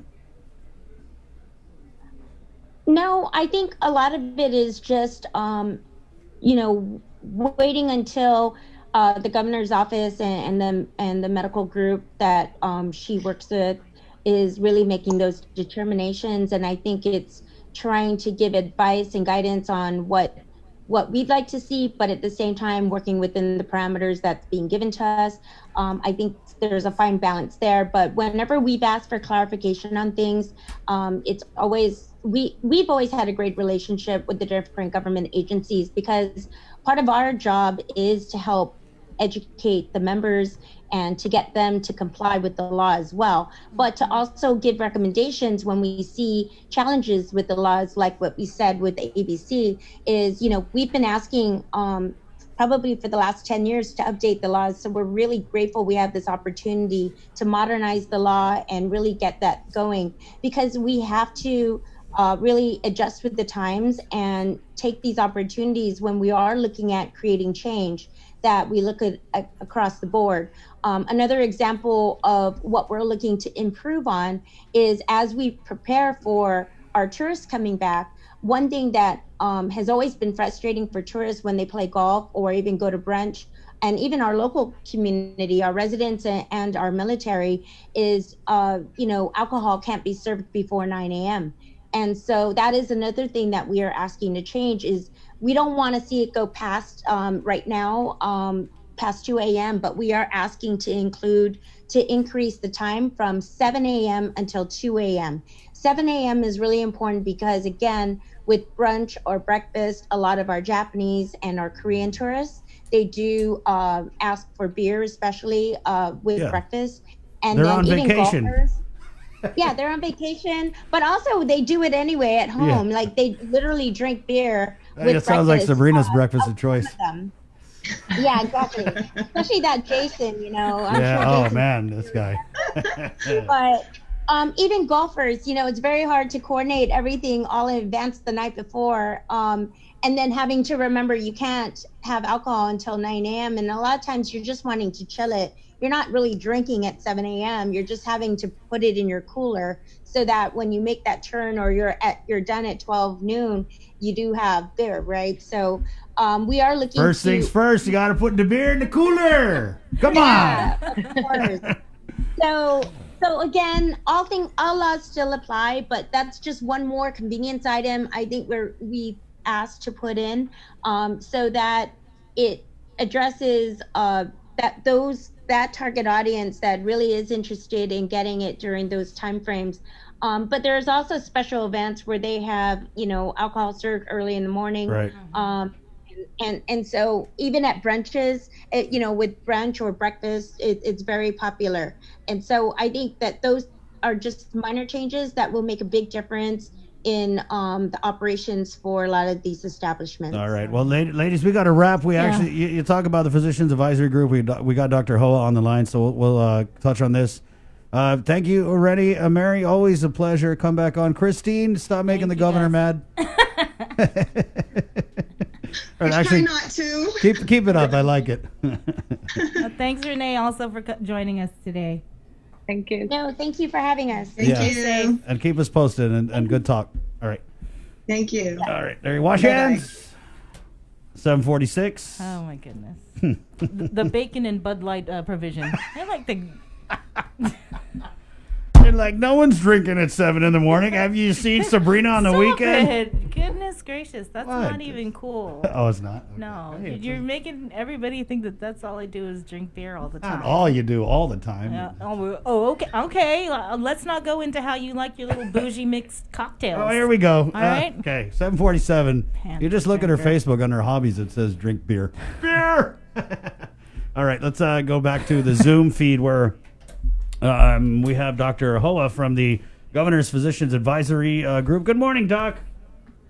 Good morning, guys. Good morning. Looks like you need a beer.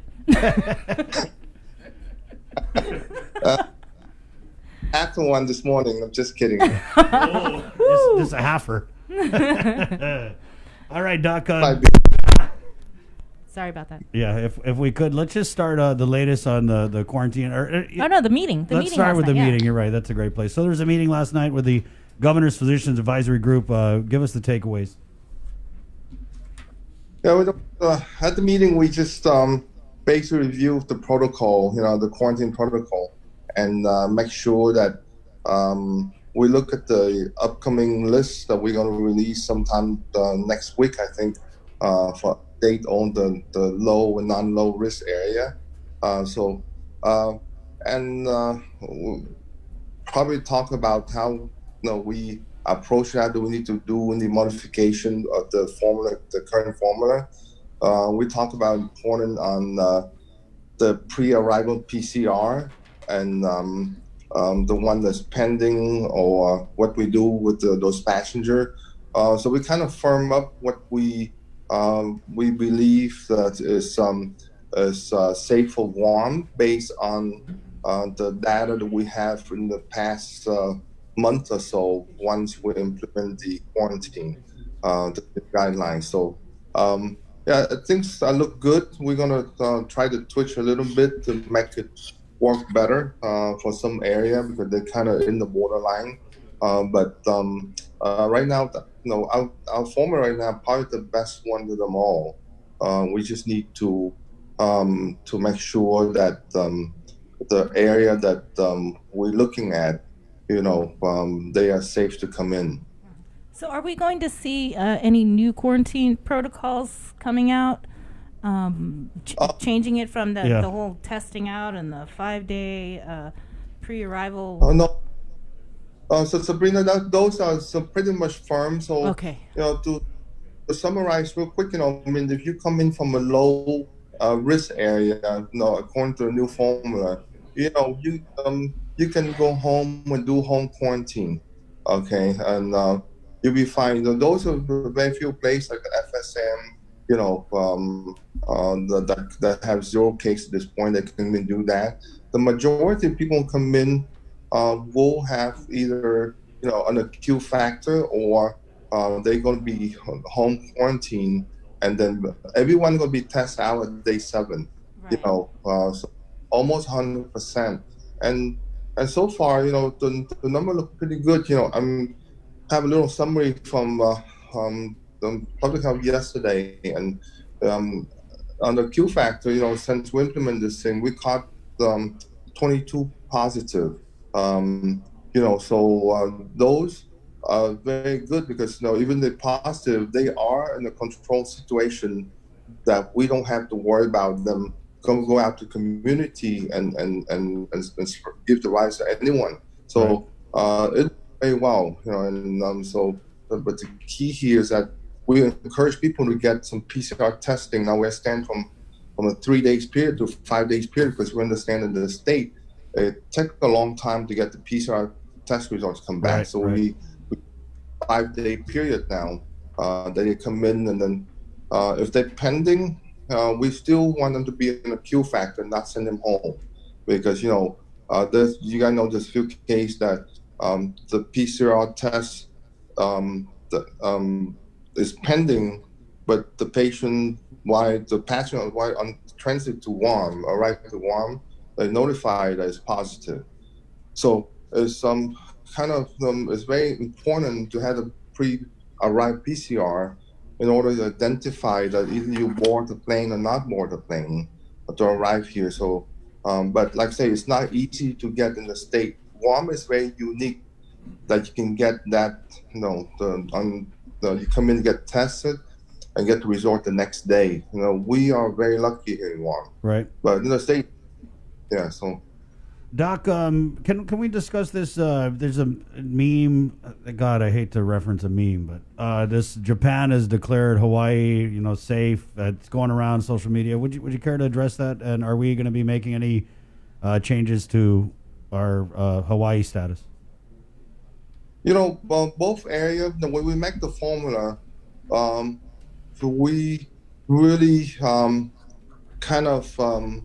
didn't know which area going to fall below 5 or above 5. But actually, we don't know at all. So we basically make the formula, makes sense, take all the number, plug it in, and in some surprise, we see that Hawaii and Japan a little bit off, but they really not too far off by 0.5, 0.6. So I think we got to look at more on how to approach those areas that it doesn't really quite fit into the formula, and use other modification to clear them to be in the low risk area. Really, they are in the low risk area, but like I say, the formula is very good. It catch 95, 99% of the area, but some fall off of it. So we got to look at other maybe small modification we can do, and they will fall back into the safe area. Let's just, there's a comment here referencing Dr. Shea, and he was on yesterday. He totally disagrees with the formula that you guys are using. Can we just address that, Doc? I wanted to get you guys on at the same time to do a little pa-pa-pa-pam, but I know you were a little busy yesterday. Yeah, that part where I think sometimes is Dr. Shea, that's his hometown, and I know that it's kind of fallen off a little bit. We understand that, but again, it's a safety for Guam that we do that, and we can look at that and modify that a little bit because it makes sense, but at the same time, we can look at different modification there because they are relatively very safe until July 11. From July 11 on, suddenly they have a big surge and continue to have the surge. So the question is, we need to find out is why they have a surge. They were very safe before. So, and I'm sure they recover very fast. So, we can still consider them as safe. Like I say, they is 5 is the score, and I think from I remember they like 5.6. So they, like I said, we can put some modification there for them to consider safe again. Okay, but again, we because those are only very few areas that is kind of in the borderline, and we look them different way to see they really the high risk or in the low risk. Remember, this is something that we just come out and we're going to twitch a little bit, okay, to make sure that we don't declare anyone above 5 as unsafe. But to me, Hawaii is still safe, and so does Japan. So we're going to look at other criteria to see if we can include those areas back into the area where we consider them safe. Right. I mean, it seems a little much when you guys have to constantly reconfigure what's safe, what's not, what's hot, what's not. Would it be easier to just have the same policy just across the board for everyone, Doc, or are you confident that this is what's working? So I'm very confident it's working. This is I'm telling you, this is one of the best form we have. Like I say, I mean, even we make a little twitch, the majority of the area will fall way out that contour, so they are high risk for sure. None of the area in the state right now, very, very few, like 5-6 states that really didn't come close to that. They're all like 10 or above, so it doesn't matter what we twitch, they're gonna be high. But area like Hawaii, they can be some modification out there for them to be back in the safe zone again. So, and it's important for us to do that, but we gotta look at other area. I mean, we do listen to Dr. Shea, and we do make some modification on make sure that we cover all our base. Okay, but again, we still going to stay with the flow sheet and the guideline that we put right now. It worked very well, and the recent case that happened, that we know that it worked very well. Mm-hmm. I wanted to kind of switch topics because you mentioned the 22 that were confirmed from the QFAX, the COVID cases, right? Yes. I wanted to ask about the condition of the QFAX and the cleanliness, and because we did have some individuals that were on our show earlier this week, and they were complaining about, and it's not even the first time we've heard these complaints about the condition of the QFAX. And so is anybody keeping track of that, or is this even something that the Physicians Advisory Group is concerned about or addressing? That's one area that we talked about last night, Sabrina, and I think that the new director, Mr. Augustine, are going out there, and he's touring with the government and take a look at the Q factor, make sure that they standard, and and we're going to try to create things. Before they don't have food, and now some people complain. So I understand that they have some food vendor there, so people when they arrive late can order food from the room. So they as they listen to the people that stay in the Q factor to try to make it, so it's a bit, it's not Dusitani, okay? I mean, it's a That's exactly what I said yesterday. I Yeah. they're posting pictures of mold on towels, yeah, Doc, but stains on the carpet, dust in the vents. They had hairs. Yeah. Long hairs. I don't know if there are any pubes around, but I'm pretty sure. Yeah, those are the things that we look at, and and make sure that the amenity and everything is they in themselves. I understand some of them were given cell phone because the room doesn't have cell phone for them to use.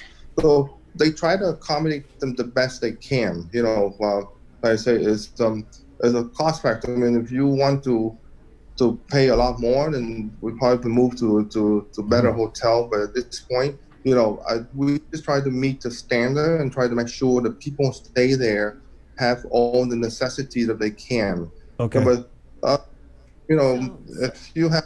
Let me get in here real quick. Sorry, Doc. Hey, we got to say bye-bye to our viewers on KUAM TV 11 as we're approaching the 8 o'clock hour. Thank you guys so much for watching on TV 11. You can jump on the audio stream, Docomo Channel 10, or, of course, the Breeze 93.9 FM, KUAM, Hagatnya, Guam. Or you can jump on the Facebook live feed, which is on our KUAM News Facebook page. So thank you again for everybody on TV 11 watching. The link on Breeze 93.9. Esta. Okay, Doc, you were saying. Yeah, the Q factor not going to be sacrificed for a few people, and if you get used to stay at the 5-star hotel, you won't like that very much. But I think the majority of the Q factor passenger are not complaining. They're very appreciative of what we try to do for them. So I think that in certain complaints, they all have some motive behind it. So. We just have to look at every complaint, to make sure that they're valid. If they're valid, then I'm sure Mr. Stack will work with the Q factor and try to fix it. Mm-hmm. Well, that's good to hear because when you look at these pictures and you interview these people, it's like they're going into prison or maybe even worse. I mean, and then for somebody who has allergies. Like Donna who called on and I have allergies too, and I know I would just go crazy if I walked in and there was dust everywhere. Yeah, I mean, Doc, I get what you're saying. It's not the 5-star, right? But it shouldn't be a negative 5-star either. Yeah. So they're gonna try. I know they have some walking tour on the Q factor. Either few days or next few days. Tour that. They're going to try to improve the condition of the facility for people to stay there.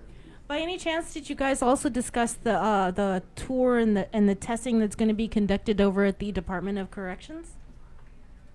I think that we have received recently some Abbott ID, the rapid machine, for the quick test, and they are going to assign one or two of them at the DOC and several places, some clinics on the island. So the access to testing and the turnaround time is very fast. So I know DOC have one or two machines coming their way, just to make sure that the people at DOC are safe. So they are. Putting machine there. Even for AMC, we got trained yesterday because we're going to have the machine put here in Manila for the Abbott quick test. So, the testing capacity and the turnaround time, I'm telling you, this is the best anywhere you can find United States. So we will be able to identify and isolate and trace all the positive that come in or exist on the island at this point.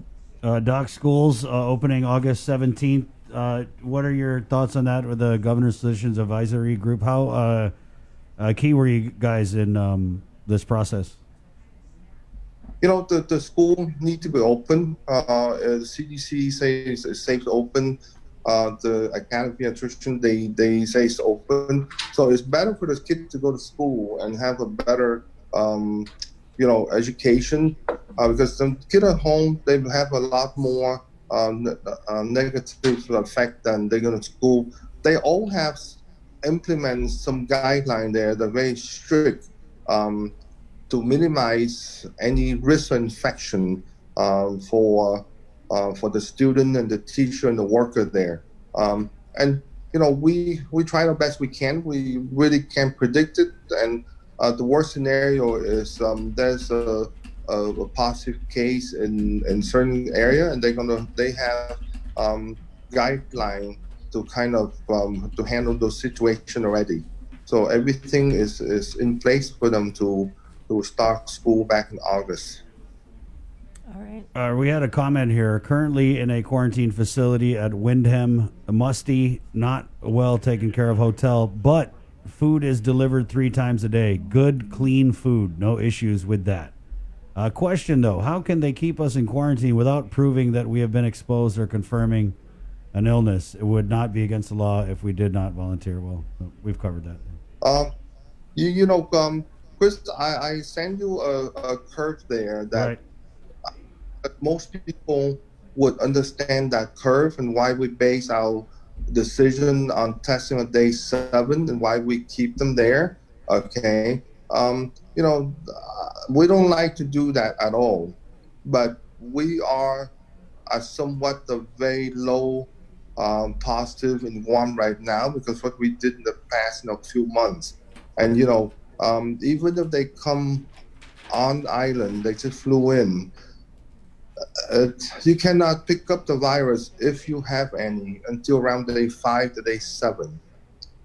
Unfortunately, if you test you on the day you arrive, 1 or 2 days, and you can carry on the virus and you will not pick up on the PCR testing, and you will be released to home, and that's where you walk around and put your family and the people around you at risk.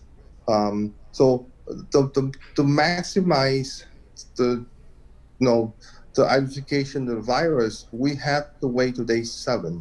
And that curve, I don't know how to put that in public, but they need to understand the curve, and that's the reason why we do it. Yes. It's science, guys. It's called science. The medical. Listen to the doctor.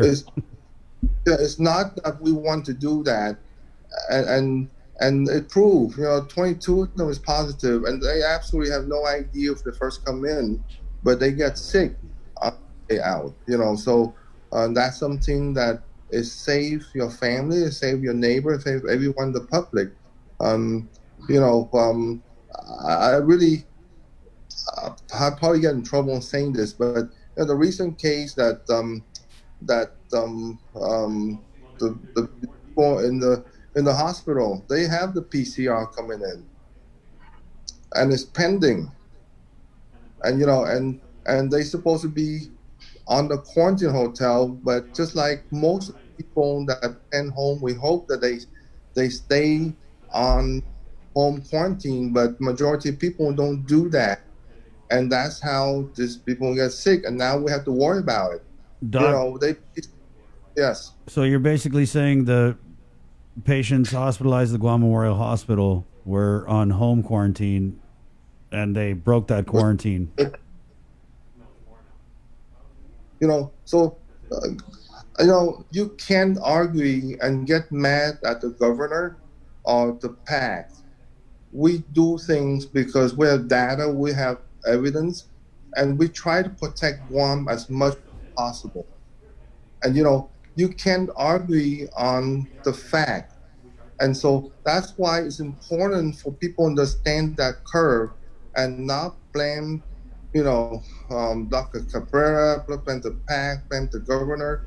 They all act in the best means for the people of Guam.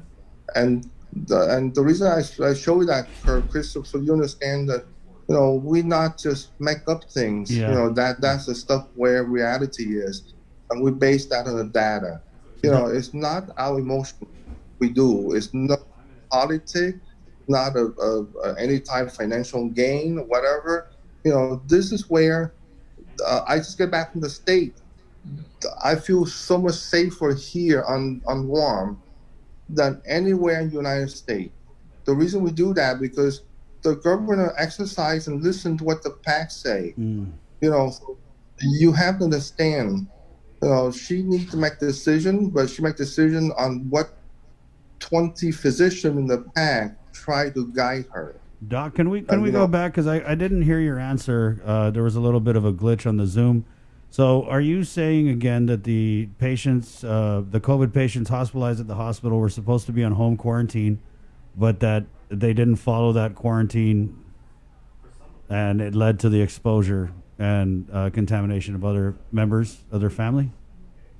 Yeah, that's where the PCR testing and people question on the PAC decision and the government decision on having the pre-arrival PCR test resort become available before they release off the Q factor.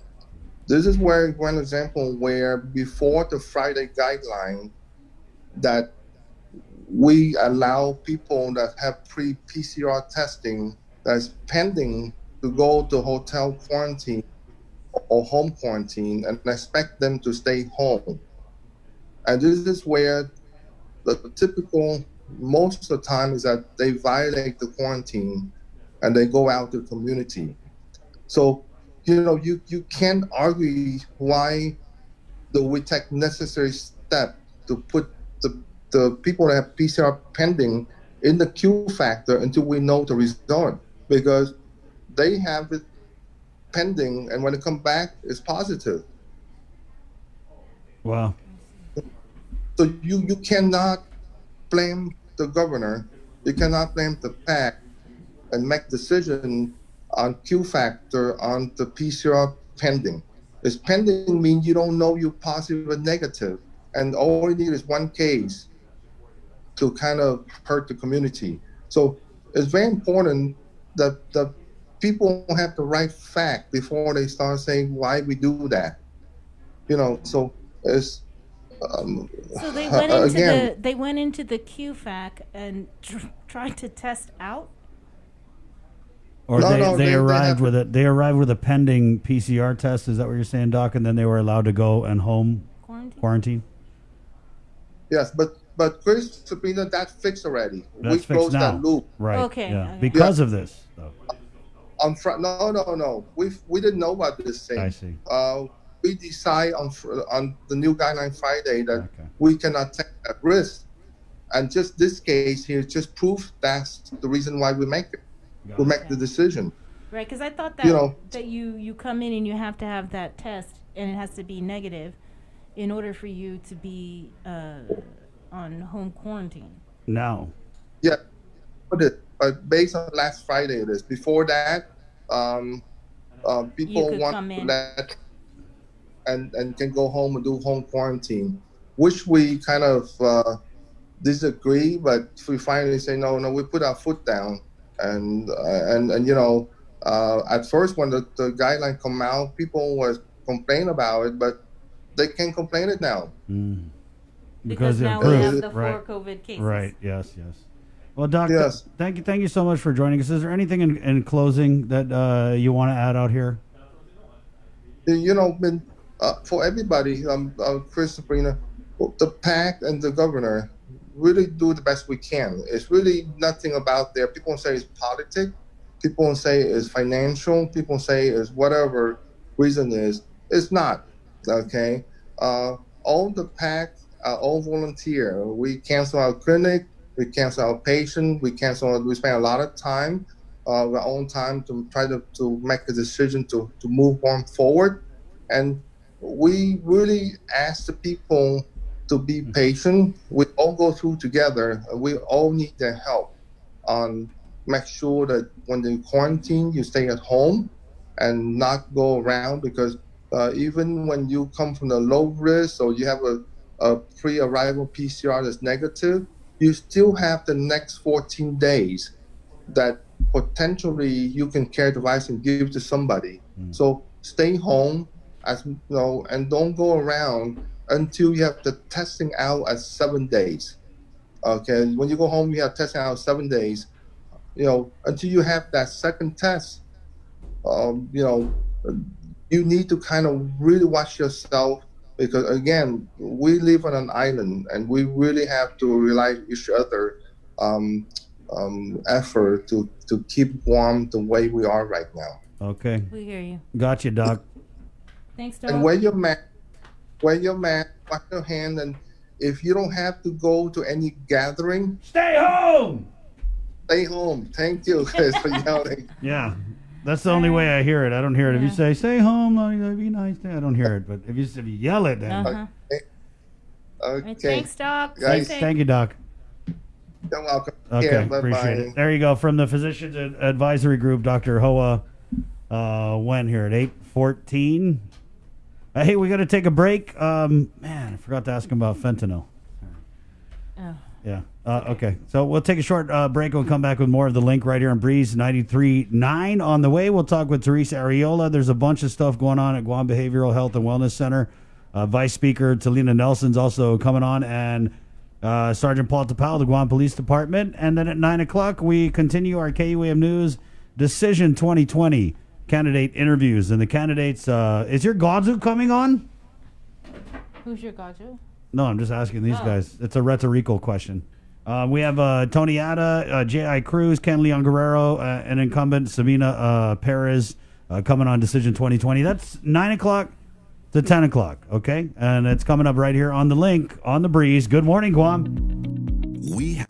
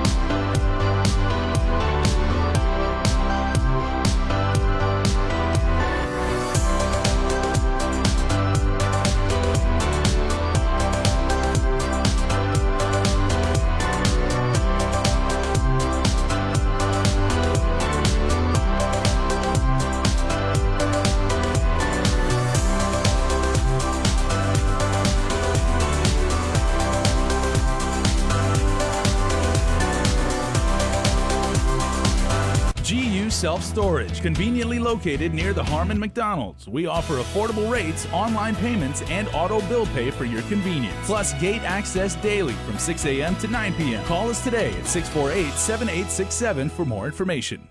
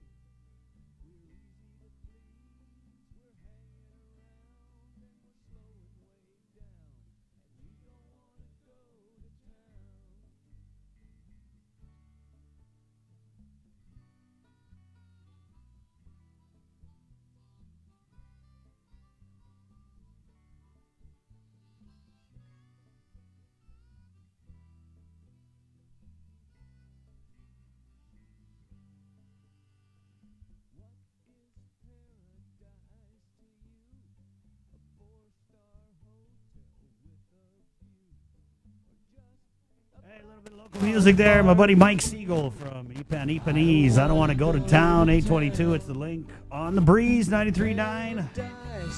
Sabrina and Chris here. Good morning. Coming up at 9, we'll do our D 2020, but let's keep it going on our Zoom feed. We'll bring on Teresa Ariola, who is the director over at the Guam Behavioral Health and Wellness Center. Good morning, Teresa. You there? Good morning, everyone. Thank you for having me. Of course, our pleasure. I guess we'll just go ahead and start with a release that you guys had put out about Guam's emergency response for suicide prevention. There's a grant, right, that was given a COVID-19 emergency response, right? Yes, thank you so much. Thank you for allowing me to share with our residents good news. Guam Behavioral Health submitted an application to SAMHSA, which is the Substance Abuse Mental Health Service Agency, about, I would say, 2 months ago. And we heard back on Liberation Day. It was actually a wonderful liberation gift in my inbox. And basically, we were awarded $780,000 towards the COVID Emergency Response for Suicide Prevention Grant. And so this is very COVID related. The indicators nationwide shows that during any isolation or quarantine, there is a higher risk and higher number of suicide ideations and calls coming in through crisis hotlines. And as you know, Guam Behavioral Health has always had a crisis hotline, but has never been more active and more known than during the COVID time. Teresa, we're very pleased. We're very pleased. It's $780,000 of 100% funding, which means GovGuam or local coffers does not have to do a match, and it's good for 16 months. And it's to really shore up our services on the crisis hotline, as well as technology that, as you know, is so much needed during these times. You know, I'm reading the release, and it does say that you guys have seen or saw a dramatic increase of at least 25 people calling a month. That's what almost one every day. Less than one a day. Right. So to about the same amount a day during the COVID time. And that was right after I think the first couple of deaths. Of course, I think when Guam heard of the first, we had 5 deaths, unfortunately. But thank goodness there are only 5 deaths. Not that, it's unfortunate there are 5. Wish there were none. But when we heard of the deaths, I think that's when it really settled in. And people started realizing, this is really a serious disease. This is a serious issue that we're facing. I mean, it really hits home when it becomes very personal. And here on Guam, we're a small community, and we take our funerals and as well as our births very seriously. And so we saw a great spike in the crisis center calls right after the initial deaths were announced. What were they saying when they called, home. Therese? What were those callers telling your people? Well, so the calls, the calls that came through the crisis line in the early March into April was basically a show of great depression and anxiety and stress about the news, COVID, the unexpected, depression, major anxiety. Guam is we are used to, one thing that we are very, we have an advantage of the mainland is that we are naturally know how to pause during a crisis. And so, and that's because we have typhoons. So Guam knows how to pause for 3 days at best, a week. And we've even had, and some of us have lived through experiences of a month of no water, no power. And so we kind of have that advantage of the mainland because we know how to pause for a short period of time. When the deaths hit, Guam recognized, I think the community recognized that this is really serious and it's not going away any sooner. And we, so anxiety, major depression. We are a social community. We're not used to just staying home.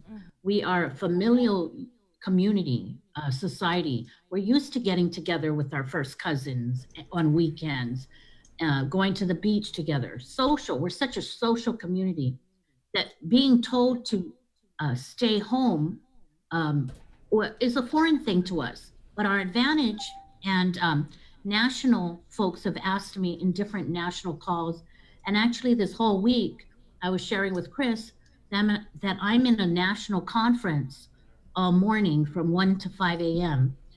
Started last week until this Thursday, that they asked, how is Guam doing it? And I basically said, because we listen and we live for others. And so really that's, kudos to the community, to the residents of Guam who learned to listen to who took the advice of public health and our leaders here on the island, Governor Leon Guerrero, when she went very conservative in the beginning, it's what helped us how we are today.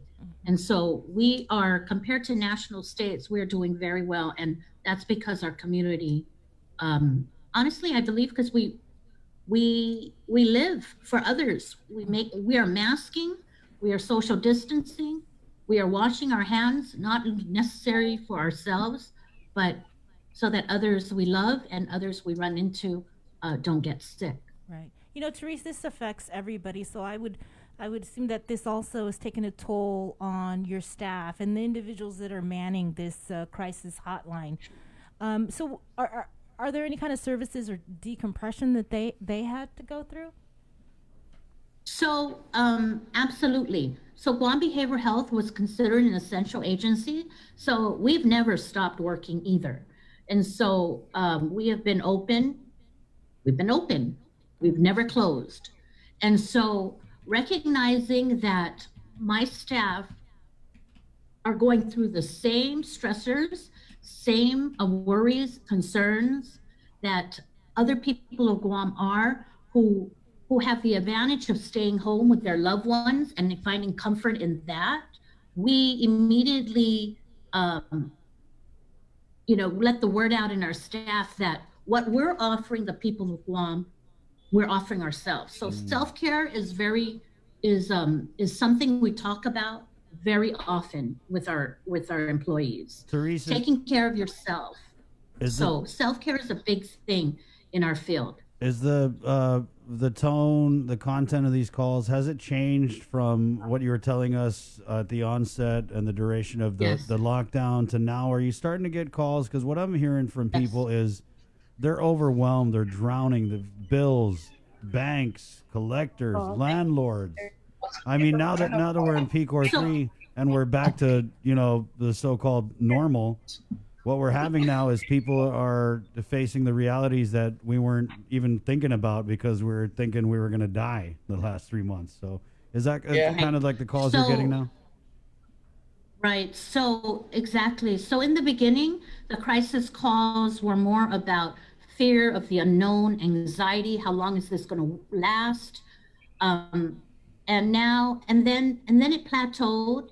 And then every now and then it will spike up again, especially we were doing so well in, 0 every day, zero positives.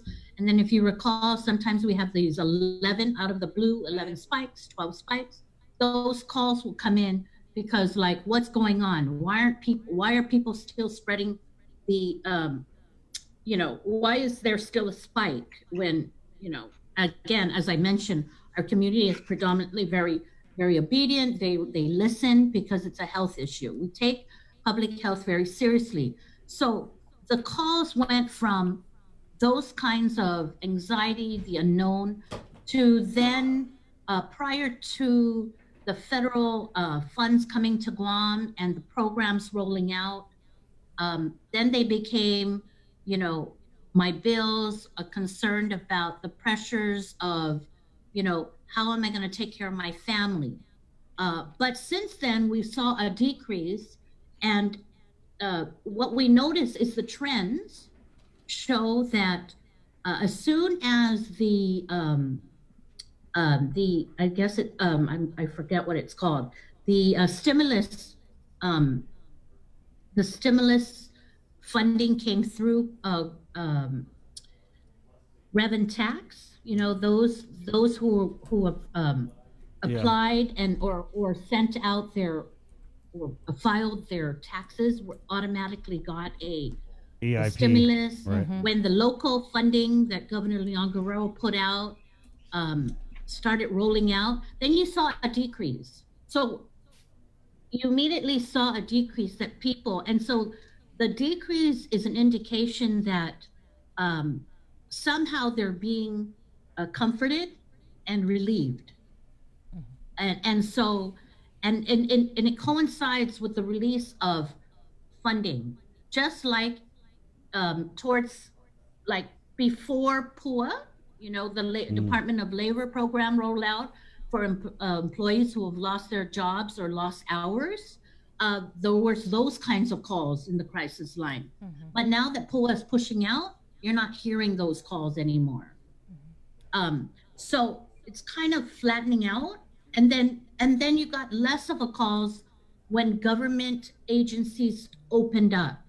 And I think it's because they were worried, or they were worried about their power, water getting cut off. But as soon as those authorities gave them some release, public message, comfort that you won't get cut off, those things died down again. So you always saw the trend of the crisis hotline calls run parallel to the announcements and to what's being offered to our residents. And so definitely went from, I'm scared, I don't know what this this COVID-19's about, and then it went to, what's gonna happen, I lost my job, and then those things kind of died down. And so still, because COVID is still around, there's still an uncertainty and concern.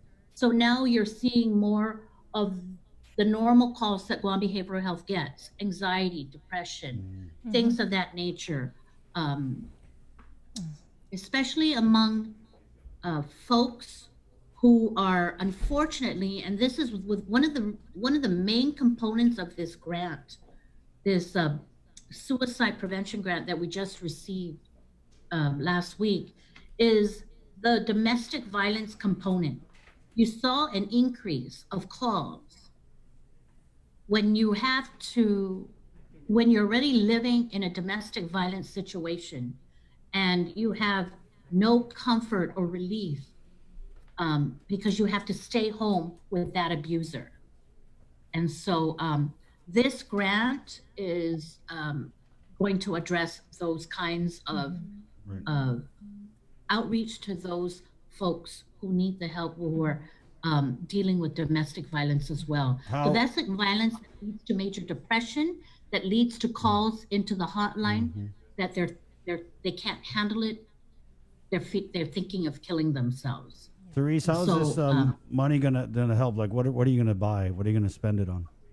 Yeah, so $780,000 is going to be stretched out. It's not a 12-month. Normal grants are about 12 months, a year long. This is a 16th-month grant, so we're going to stretch out $780,000 for 16 months, and it's going to shore up our personnel. So we're going to be able to hire more social workers, more psychiatric social workers. We're looking at an additional 6 staff to be hired for a 16-month period, so it's very temporary. And then it's going to also shore up our Wi-Fi and technology needs in the department. And so everything is going virtual. I mean, look at how we're talking now. Right. Life goes on, but we're just talking. Teresa, I wanted to aside from this suicide prevention grant, I wanted to ask, because the Department of Education, they're getting ready to reopen schools on August 17th, and GDOE, they made this announcement early on that they received over $40 million in stabilization funds, and a portion of that grant money was going to go towards providing emotional and behavioral and wellness support for students. And so are you working with GDOE on this? Yes, we are. We are. Actually, we have a very close working relationship with them through the Lieutenant Governor's School Safety Task Force that has been initiated last year. So those communications, those communication lines have been already established before COVID.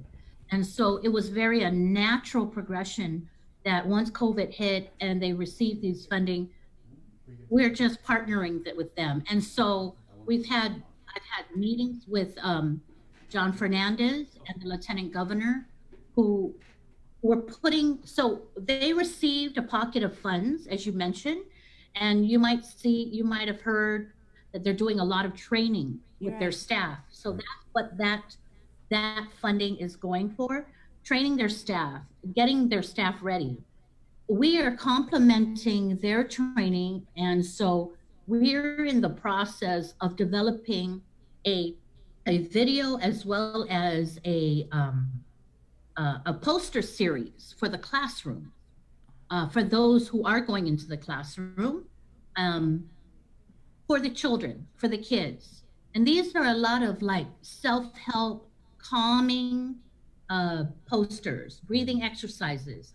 And so one thing I wanted to say is kudos to the Department of Education, because when we first spoke, when we first met about how do we get our workforce, which is the school employees, predominantly the teachers, but not just the teachers, you have administrators and, other support staff that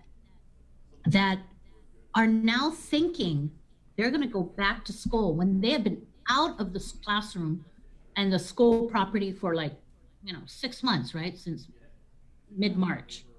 So the anxieties that the workforce goes through when their employer tells them, okay, it's time to go to work, is an anxiety that many people have already dealt with. But now the largest population, the largest employer, GovGuam department, 4,000 plus employees, are now starting to have to go through that processing. They are now starting to have to put in their mind that they're going to come back to the workplace, start interacting with other people who they have no control and must trust that everybody is using preventive measures.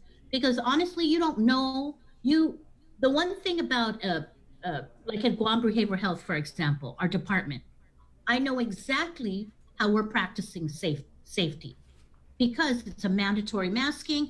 I see my staff exercising. We have 6 feet distancing. Every room has a maximum number of people that can be in it because of 6 feet distancing. And so I can say that during the day and during the work hour, my employees are practicing what we're being asked to practice. But there is a level of trust that we need to have because when they go home in the evening or on weekends, I need to trust that they are, as normal residents, not employees of Jibwick, are also practicing the right way, so that when they come into the building, they too are not bringing in, the disease. Right. So these employees of the Department of Education are going through that kind of process now, and honestly, it won't be surprising to me. I have heard that some people, and you might have heard, that they're concerned. Yeah.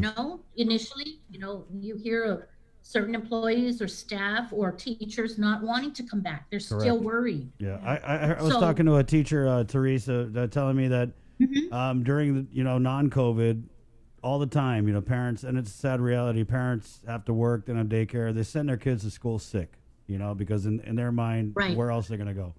And so this teacher was telling me that, he's worried about that. that they're going to end up with a sick. But I know GDOE in their defense, they're doing what they can with the screening. They're Right. I mean, it's massive. I It's think huge. they're allowing several options, right? Yeah. And so we're partnering with them. We're doing a poster series. We're doing a video that is more about self-care and about getting the mindset ready for this kind of interaction. Because they haven't interacted with their classmates and they haven't interacted with their coworkers in the DOE setting for 6 months. Correct. And so one of the things I wanted to do is a shout out to John Fernandez, because while we were talking, he basically said that the first week or so is not about hitting the books right away per se. It's about getting everyone comfortable with each other in this new normal. Right. And so that's really putting the student and the employees' concerns first before education. Right. I know they're going in for education, but the important thing is you cannot have somebody absorb studies or their lessons if they're too worried about certain other issues, like, am I going to catch it from my classmate? Correct. You know. Therese, we're gonna bring in the vice speaker of the oversight on education, since we're talking education. Vice, good morning. Vice Speaker Talina Nelson joining us now on the Zoom. Hi, good morning, Chris. Good morning, Sabrina. Good morning. Ariola, good morning. Good morning. Good morning. So we're on with Teresa, and we're discussing obviously back to school, and she was talking about kind of the mindset of not just the students and the parents, but the GDOE employees in terms of going back to work and the risks that are going to be associated with that. So Vice, we'll just go ahead and fold you into this conversation. Sure. Yeah. Go ahead. We've been having a lot of informational briefings and also stakeholder meetings with Department of Education. Some of the areas that we focus on is also the transition of COVID into the school year. And there are some concerns with the teachers being exposed, but GDOE does provide options for the parents, for our stakeholders, on what path they'd like their child to use. So they have distance learning option.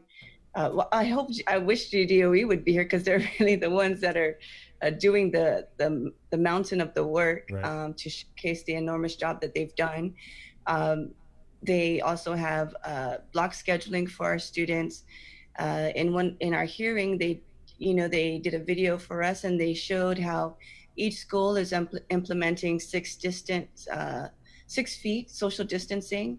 And it's really amazing how the staff and the administration and the teachers and the parents got together and are preparing the schools with, markings of how to keep social distance. Even a teacher displayed alternatives of greeting for social distancing rather than hugging. So this is all the way from the elementary level to the high school level. And GDOE is working very hard to ensure that, we try our very best to keep everyone safe. They've also installed, they also installed sinks for hand washing. They'll also be doing temperature checks. But really the things that we are also focusing on is the curriculum and how teachers are going to be impacted by teaching the same curriculum so many different times to an X amount of students. And so also the exposure of the staff and the teachers. So that is something that GDOE is taking into consideration. We did have a stakeholder meeting also addressing special education. There were concerns, especially with the autism spectrum disorder needs, that GDOE has areas to improve upon. And so we're doing a follow-up informational hearing and a stakeholder meeting on our special education needs for our students. We've also done how they would implement social work services, counseling services for our students. We've seen nationally the trends that this COVID-19 has put many people in a state of depression. And also not just the parents, but the child as well. The frustrations of the parents gets passed on to the child. And so GDOE is actually training their counselors, and they are making efforts to go out into the community and to just, touch base with the students as well. They have, the counselors have their phone numbers for the students to call in if they need someone to talk to. And this is also during the summer months. And so, Ms. Cepeda, Nadine Cepeda, is doing a great job at getting her counselors ready, also and trained for telehealth to provide this kind of one-to-one psychological or even, basic needs assistance for the student and or the parent. So GDOE is doing a mountain of work preparing for this upcoming school year. They've done a mountain of work during the COVID. It's just amazing at the amount of professionalism that the deputy superintendents and their goal focused, and also the teachers and the principals really just coming together. And there were so many roadblocks in the way, but the people that work at GDOE, they always found a solution to serve our community. And so, I'd really like to thank them for that enormous work. And I wish we could have some of the principals and teachers, because they're at the front line, dealing with these issues. I wish that they would be the ones to give this interview today to really showcase the amount of work that they've done and the great job that they've done. That's the thing, Vice, is they're pretty busy getting the schools up. I think eventually we will try and get them on. But, the Guam Education Board, GDOE, they're preparing for a press conference that's going to be held in, I believe, in a half an hour. Right. But really, it's wonderful to see this whole interagency, Intergov Guam partnership, and the Guam Behavioral Health and Wellness Center. They have not closed, like Therese had said, and they've been working with GDOE, but they've also been working with other frontline agencies, to include the Guam Police Department. And we have Paul Tapau. And Senator Nelson, you are the vice chair for public safety, so it's great to have you on while we do this phone call. But so the Guam Police Department, they also went under some training, and I believe it was with the Guam Behavioral and Health and Wellness Center. Paul? Yeah. Hey, good morning. Good morning, Sarge. Right. Good morning, Mr. Ariola. Good morning, Senator. Hi, nice seeing you. Right, Paul, so you GPD, they also went under some training with Guam Behavioral and Health and Wellness Center? Yes. With everything that's happening, and it's really ironic how it got started. Again, Chief Ignacio had asked a staff officer to do a research relative to what we call the blue suicide issue that was happening stateside, and this was pre-COVID.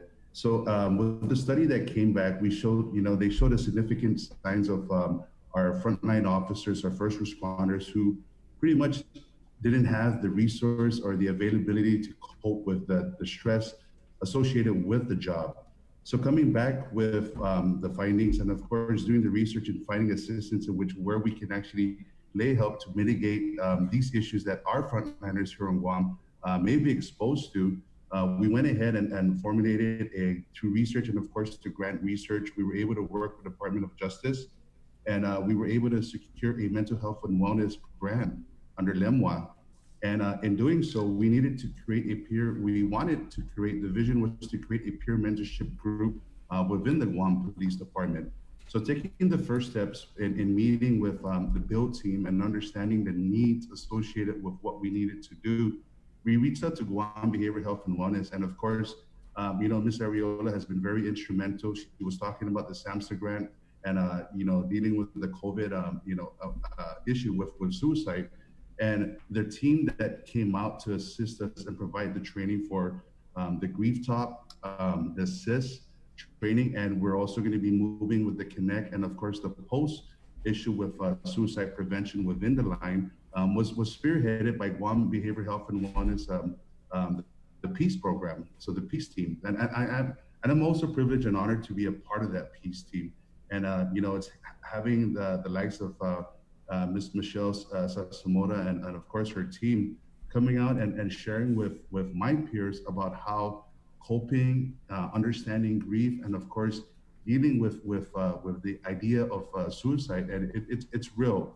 You know, we want to address that. The stats show that she did. Ms. Ariola had indicated that the call center that the crisis hotline averages about 25 calls a month. And, you know, this is the onset of COVID, 6 months in, 5 months into COVID.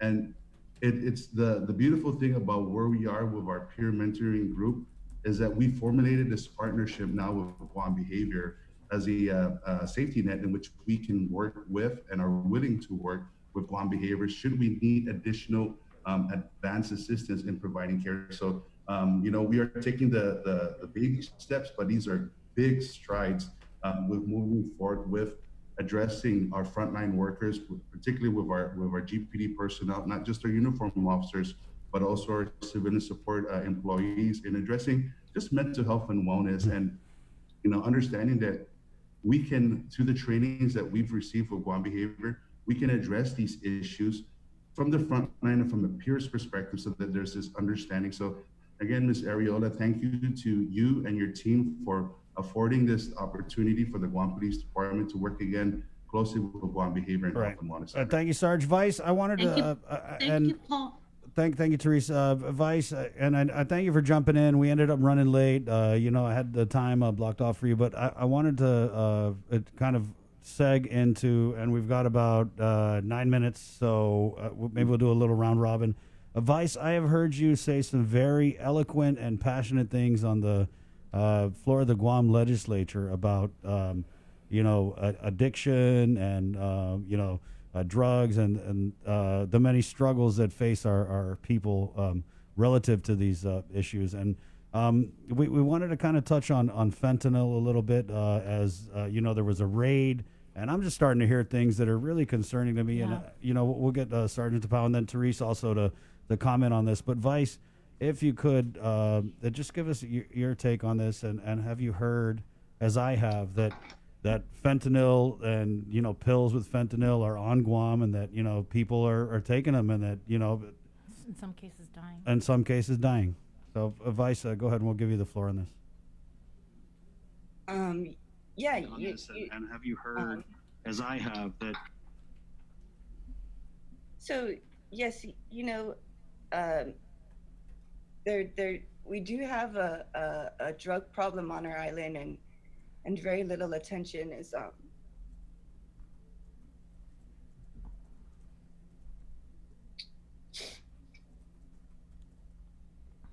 I'm sorry. It's okay, Vice. I know that this issue is very close to you, and that's why we definitely wanted to get your take on it.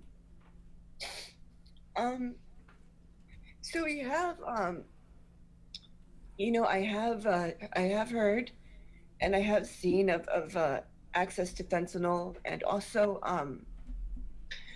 other opioid pills that are being laced with fentanyl, and we're really trying to push.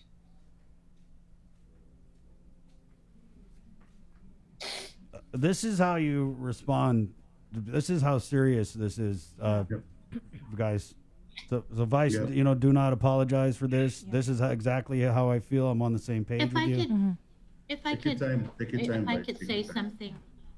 Thank you, Teresa. Guys, you know, I've spoken with Senator Nelson, and like many, the drug addiction, the drug substance use disorder on Guam hits home. I can't, you know, every family knows somebody, if not the first degree, but definitely second, third degree. And because Guam is very small, it could be a second cousin or a first cousin, but it's like a brother or a sister being hit by this addiction.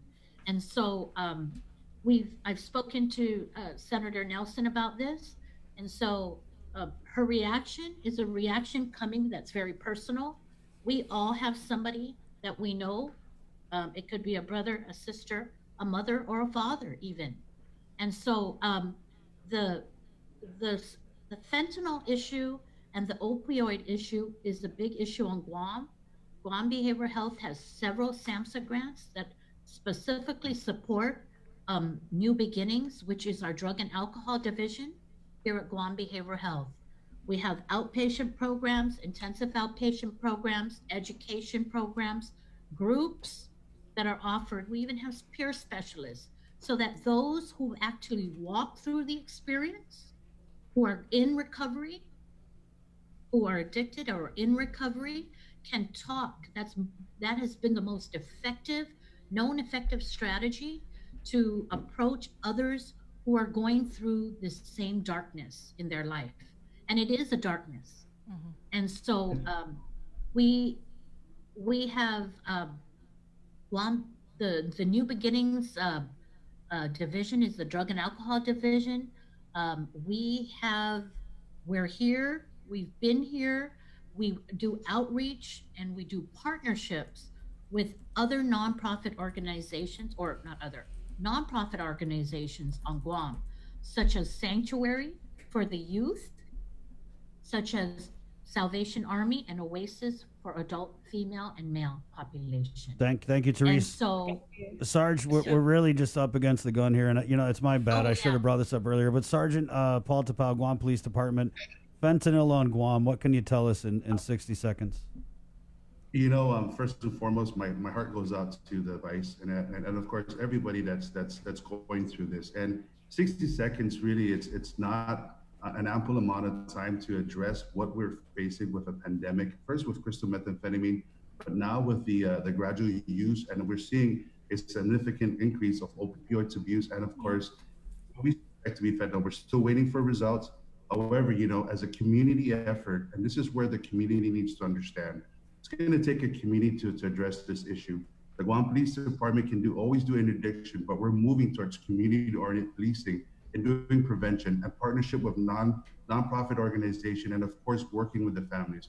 We've done this before, and we're going to continue to do it as we move forward with a new norm with COVID, but addressing that this is still an issue. Before COVID, there was a drug epidemic, and there still is a drug epidemic. But collectively as a community, with the Guam Police Department, all our partners, our stakeholders, our law making bodies within the community, our legislatures, and of course the families that are affected by this, we all got to come together and we all got to address this issue that we have a drug problem and we need to address it. So, we're going to continue to work with them. And again, Vice, my heart goes out to you and the family. Continue to stay strong. And, let's continue to move forward, work together, and address this issue collectively as a whole. Vice Speaker, we're going to close with you. And, I got to say, I'm a fan. I'm very touched that, like I said, this is an issue we've heard you speak about many times. And I'm also, I feel good that you've been having this conversation with Therese and Guam Behavioral Health and Wellness Center. And I really feel like we are at the top of a very dangerous wave that I'm not sure if people know. We're hearing it from the police. We're hearing it from Therese. We're hearing it from the Vice Speaker. The opioid addiction and the fentanyl, I mean, people are... It's a crisis around the world and also on Guam. And so, Vice, we'll give you the last word here. What do you think we need to do?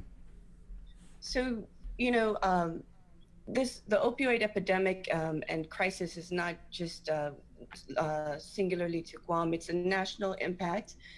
We've been trying to get some assistance with the Allied Health Board to pass legislation to limit the amount of prescriptions for opioid, and also education for individuals who are prescribed opioid, and also requiring prescribers, doctors, to go into the system and see the history of the patient to ensure that they're not doctor shopping. And this is the thing with opioid is you receive the dose upon an injury, and then you become addicted. And then you evolve into something stronger, because in opioid use, there's a tolerance. And so before you know it, you're from taking a Percocet or oxycodone, you're now utilizing the morphine pills to shoot up. And then from that, you go into harsher and harsher drugs. And so the tolerance continues to increase. We do have a lot of programs on Guam, but we do not have the support or the capacity to really to really serve those that are suffering from substance abuse, to serve that have families that are suffering, that have members suffering from substance abuse. And so, I hope that as we move forward, that we start looking and prioritizing really where our money is going to go. I mean, it's nice to have Hagåtña revitalization restoration program, but I'd rather see that go into behavioral health and to push for more capacity to assist those that are suffering from drug addiction or substance abuse and their families as well.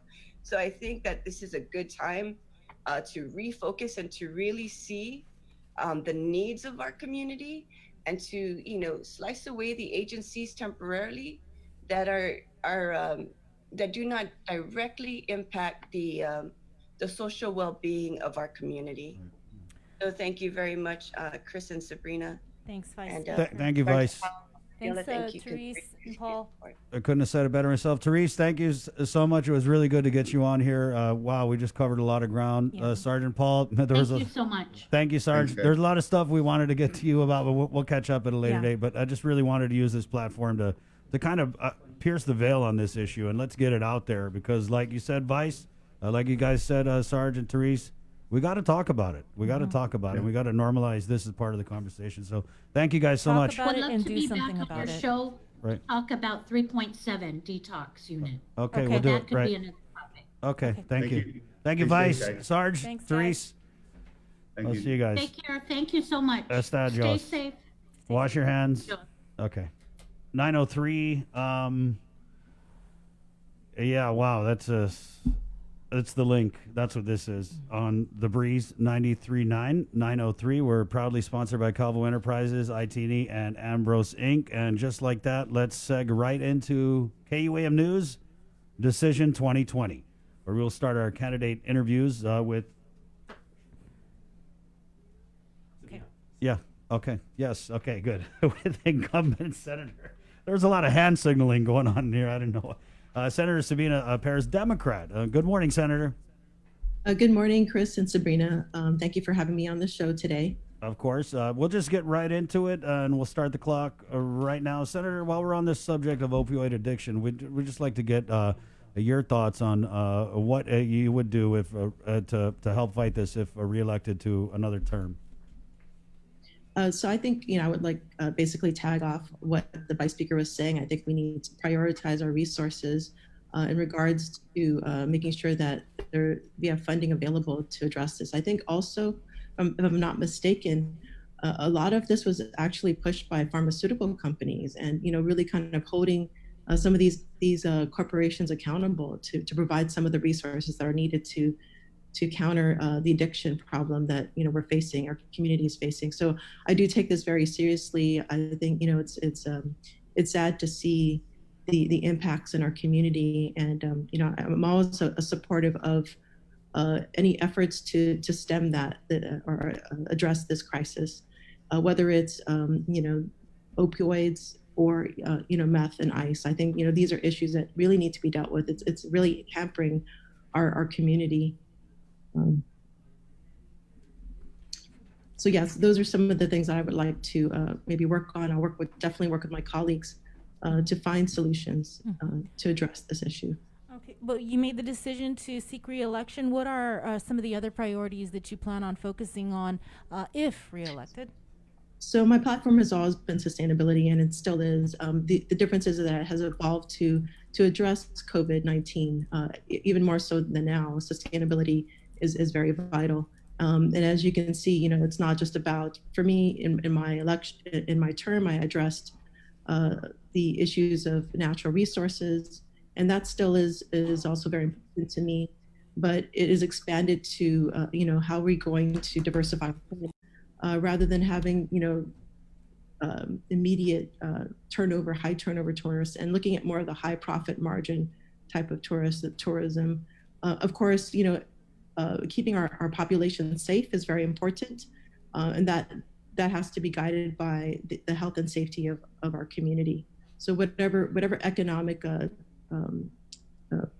initiatives that I set forth, I definitely keep that as one of the priorities. As the oversight of revenue and taxation, what do you think are some of the critical issues facing that department that you'd like to focus on for the duration of this term and if reelected to another?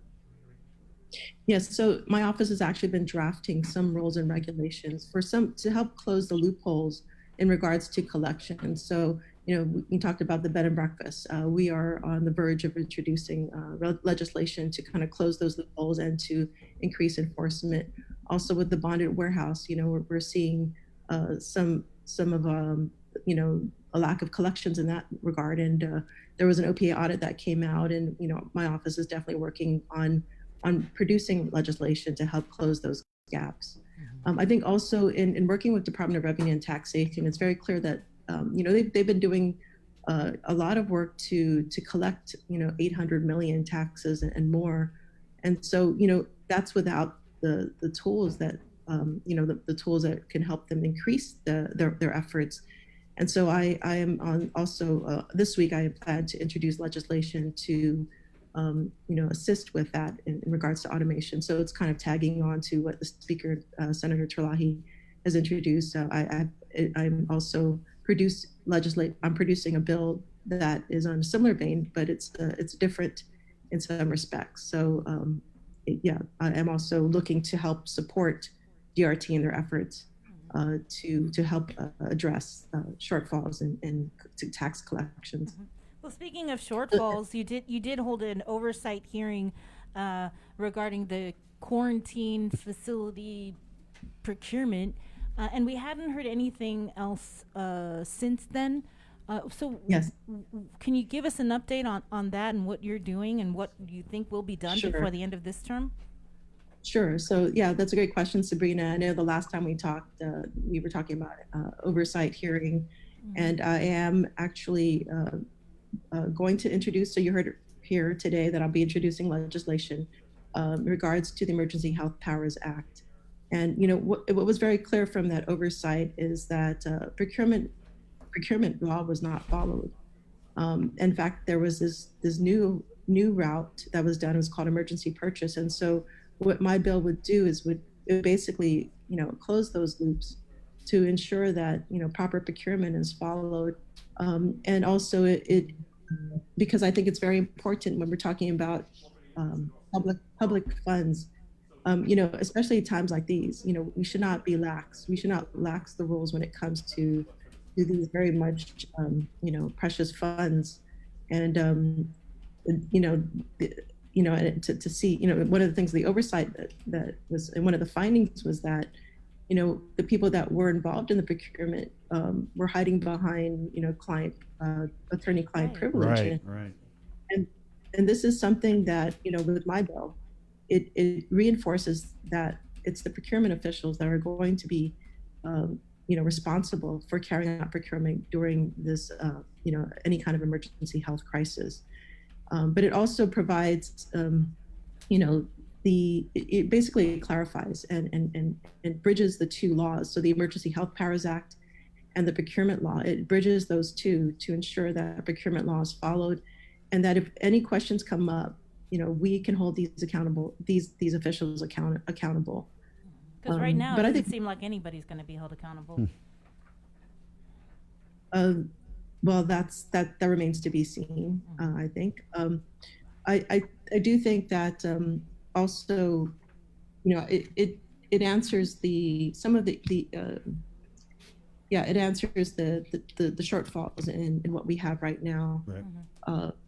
In regards to it creates a task force, so it really kind of reinforces that the procurement officials are going to be involved, because in the oversight it was shown that the procurement official, chief procurement officer, the Office of Homeland Security, they were in the loop, but they were somehow not involved in the final process. And so the task force that this bill creates will ensure that they are engaged throughout the whole process. Sorry, you're just bringing us back to that whole fiasco, and I got to give you props because you really blew the lid off that with that oversight hearing.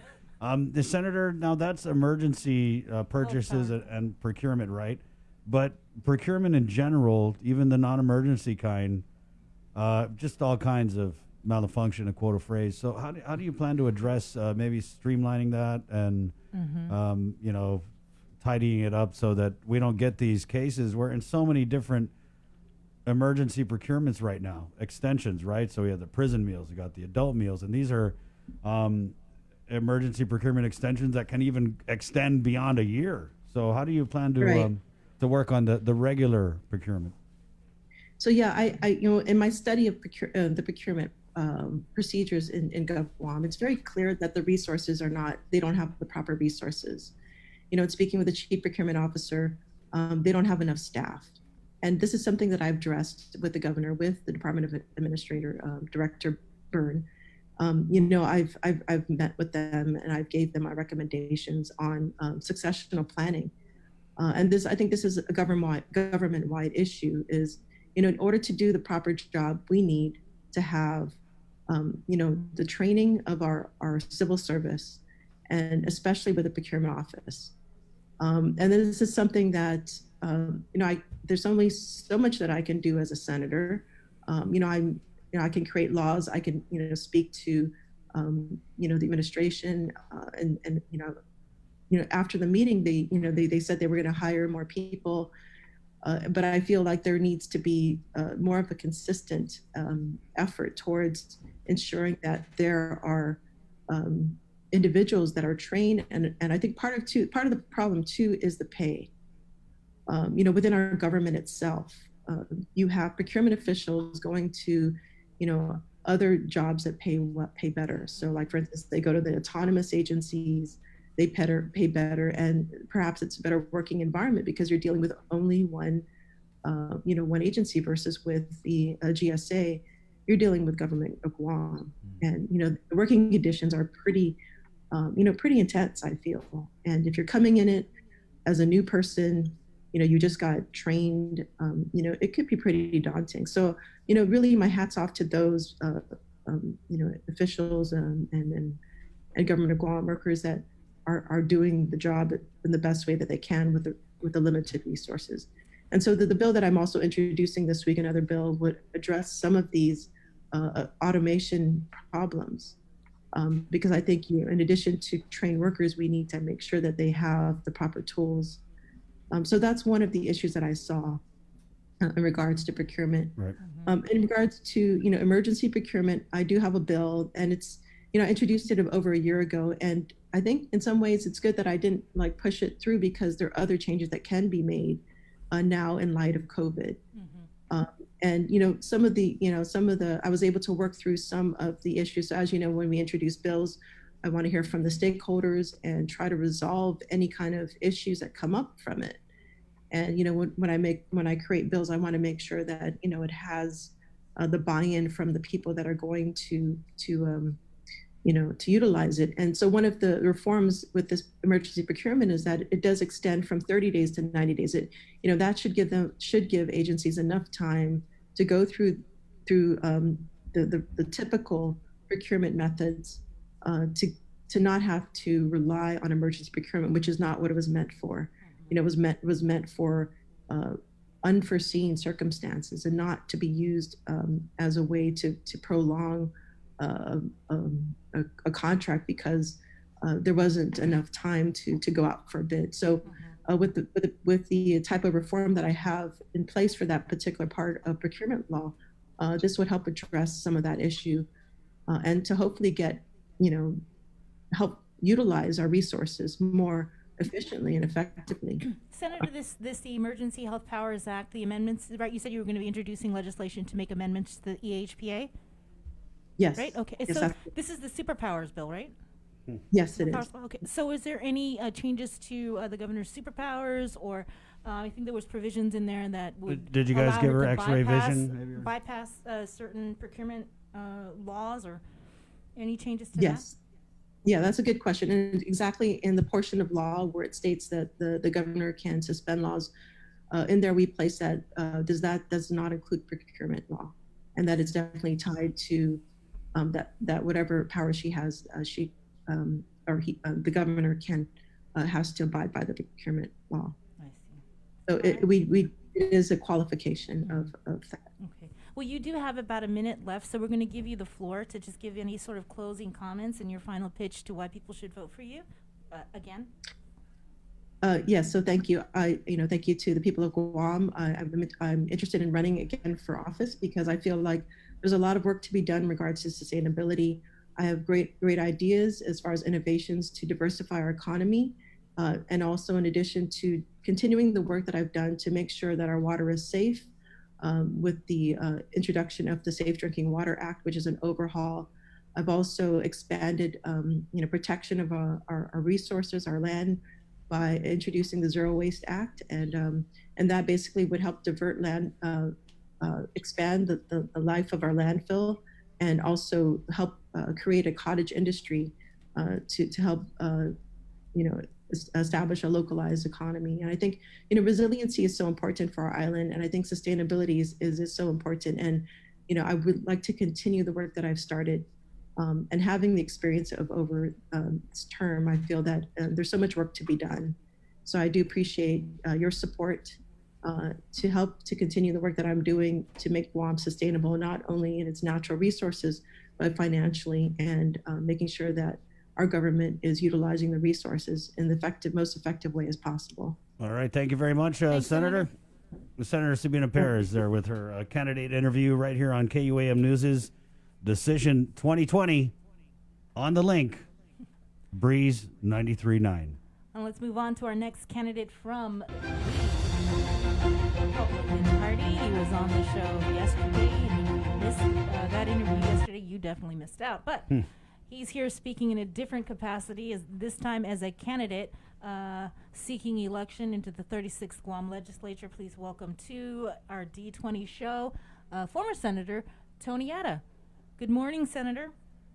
Good morning, Bree. Good morning, Chris. With yesterday, it just goes to show that, the people are paying more attention now, more than ever, to what our government is doing across the board. And, we just need to continue to have people stand up for what is right and continue to stand up for our people on our island. Senator, that was definitely a side of you that I have not seen before. You're obviously very passionate about this economy, so we'll just start right there. If elected to the next Guam legislature, what bills do you plan to introduce that would address the economic issues that your party brought up in their press release this week? Well, Chris, the introducing bills, priorities always change, and our economy at this point in time is very important. We need to look at what we can do to start building from the inside out, so that we can get more businesses open. We need to work on getting our people back employed again to the workforce. I believe that what we need to also look at, and as I mentioned before, is that how can we help those in the tourist industry to start bringing back their workforce into the hotels. And I believe that in doing so, we'll create the effect of jobs continuing to be created. And, is that your dog? That sounds like a really big Is that your dog, Senator? That's my dog. She's in the house. She's agreeing with you, baby. Cheering you on. Yeah. Rope, you tell him. Rope. He's going to mute the dog, guys. Okay, Senator, go ahead. So anyway, we what we need to do is to continue to create jobs, open up businesses so that they can bring in their employees back to the workforce. If we don't start creating it from the inside out, we're not going to be able to attract people to come to the island, because we can get tourists to come to the island, but if there's nowhere to stay because hotels are closed, if there's nowhere to dine because restaurants are closed, then we defeat the purpose of actually rebuilding our economy. So we need to, like I said, look at what we can do to grow from the inside out. And I think one of those important things was the hotel occupancy tax. What can we do to reduce it at this point in time so that we can give these hotels the opportunity to rebuild, to replenish what they lost during the pandemic, and get their people back on board. All right, Senator. So aside from focusing on the economy, is there anything else that you plan on focusing on if reelected? Yeah, I was listening into the vice speaker, and that is also going to become an issue if unemployment and the downturn in the economy continues. Is the opioid addiction, and we also need to ensure that we have systems and resources in place to help those that have this addiction, and not just wait until we see that they have a problem. Let's start educating our people now to ensure that they know where to get help. Therese Ariola was on there too, and let's get the public educated now to saying, if there's someone in your family that you feel is addicted to opioids, or that you have suspicion, let's not just shut them out. Let's do what we can to give them the assistance that they need. Yeah, and aside, drug use and abuse is also tied to increase of crime on our island. And I believe in your last term, you either sponsored or authored the Castle Doctrine law. Is that correct? I authored the Castle Doctrine law, right? There's a stand your ground law. I think it's currently before the Guam legislature from Senator Joe San Augustine. So is that something that you would support, or what are your ideas or bills that you plan to address to fight crime on Guam? Well, as you know, Bree, in the last legislature that I was in, I introduced many bills that were public safety issue. For example, like you said, the Castle Doctrine, but also home invasion and carjacking were also legislations that I introduced. I introduced legislation that dealt with domestic violence in first-time offenders and deferred pleas. And I look forward to working, should I be able to get elected into office and Senator San Augustine get reelected, if his Stand Your Ground bill is not passed by this legislature, I look forward to working with him. As you know, when I first introduced Castle Doctrine, it was actually Castle Doctrine Stand Your Ground. We had members of the legislature that weren't in agreement with both in place. So sometimes you just gotta move forward with what you can. And I went forward with the Castle Doctrine side, and said, you know what, okay, we'll go with this, and later on, hopefully we'll be able to address the Stand Your Ground issue. And I know this is an issue that hits close to home, because I think in an interview that I had done with you previously, you and your family were actually victims of a home invasion. Yeah, definitely, and that was way back in the 80s when my dad was tied up and bound in his room. And it was an experience that we don't ever want families to endure. We all go through it, and we just need to do what we can to ensure that our families are protected and that victims don't become victimized twice, right? One by the perpetrator and two by the justice system. Senator, so you ran for lieutenant governor with former Lieutenant Governor Ray Tenorio, and you're looking to make a return to the legislature. What do you think you bring to the a table here that we're not getting currently with our elected leaders? Well, every leader brings different experiences to the table. I believe that with myself being in the private sector, when you look at the makeup of our current body at this point, many of them have been either in government or they don't come from the business side of the equation. And that's what we need to look at, is to ensure that there's a balance so that people know that the backbone of our economy is the small businesses. And we need to ensure that the small businesses are successful and that they can be able to flourish, so that they'll be able to provide the taxation revenues that our government needs in order to operate. So it's a give and take between both. I got experience in both the private sector and in government. So, we take off one hat and we put on the other hat, and hopefully that my sleeves are already all rolled up, ready to work. And if the people of Guam elect me into the 36th Guam legislature, I'm moving straight on with feet on the ground and running, just moving forward to help our economy. Is there something that you saw from this current legislature that prompted you, or maybe even something you didn't see, no action from this 35th Guam legislature, that prompted you that to make the decision that you want to get back into politics? Yeah, there was a lot of missed priorities in this legislature that I felt were very disheartening to see that our lawmakers, the legislature, put government before people. We need to ensure that our people and our island is taken care of, because if we don't, any epidemic or pandemic or whatever we have before us, be it a natural disaster or a human disaster, we're not going to be able to turn around and address those issues and ensure that our people are taken care of if the priorities are not there to ensure that we're taking care of them.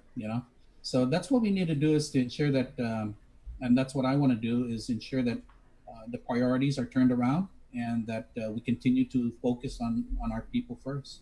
Senator, so I'm sure as you know, the 34th Guam legislature, like night and day really, when compared to the 35th, when I say that, I mean in how they were very critical and really played up that checks and balances role that a legislature is supposed to play. But what we have seen, and I'm sure you're well aware of this, is we have a Democrat governor in Guadalupe, Democrat majority in the legislature, not really for the most part seeing that independent mindset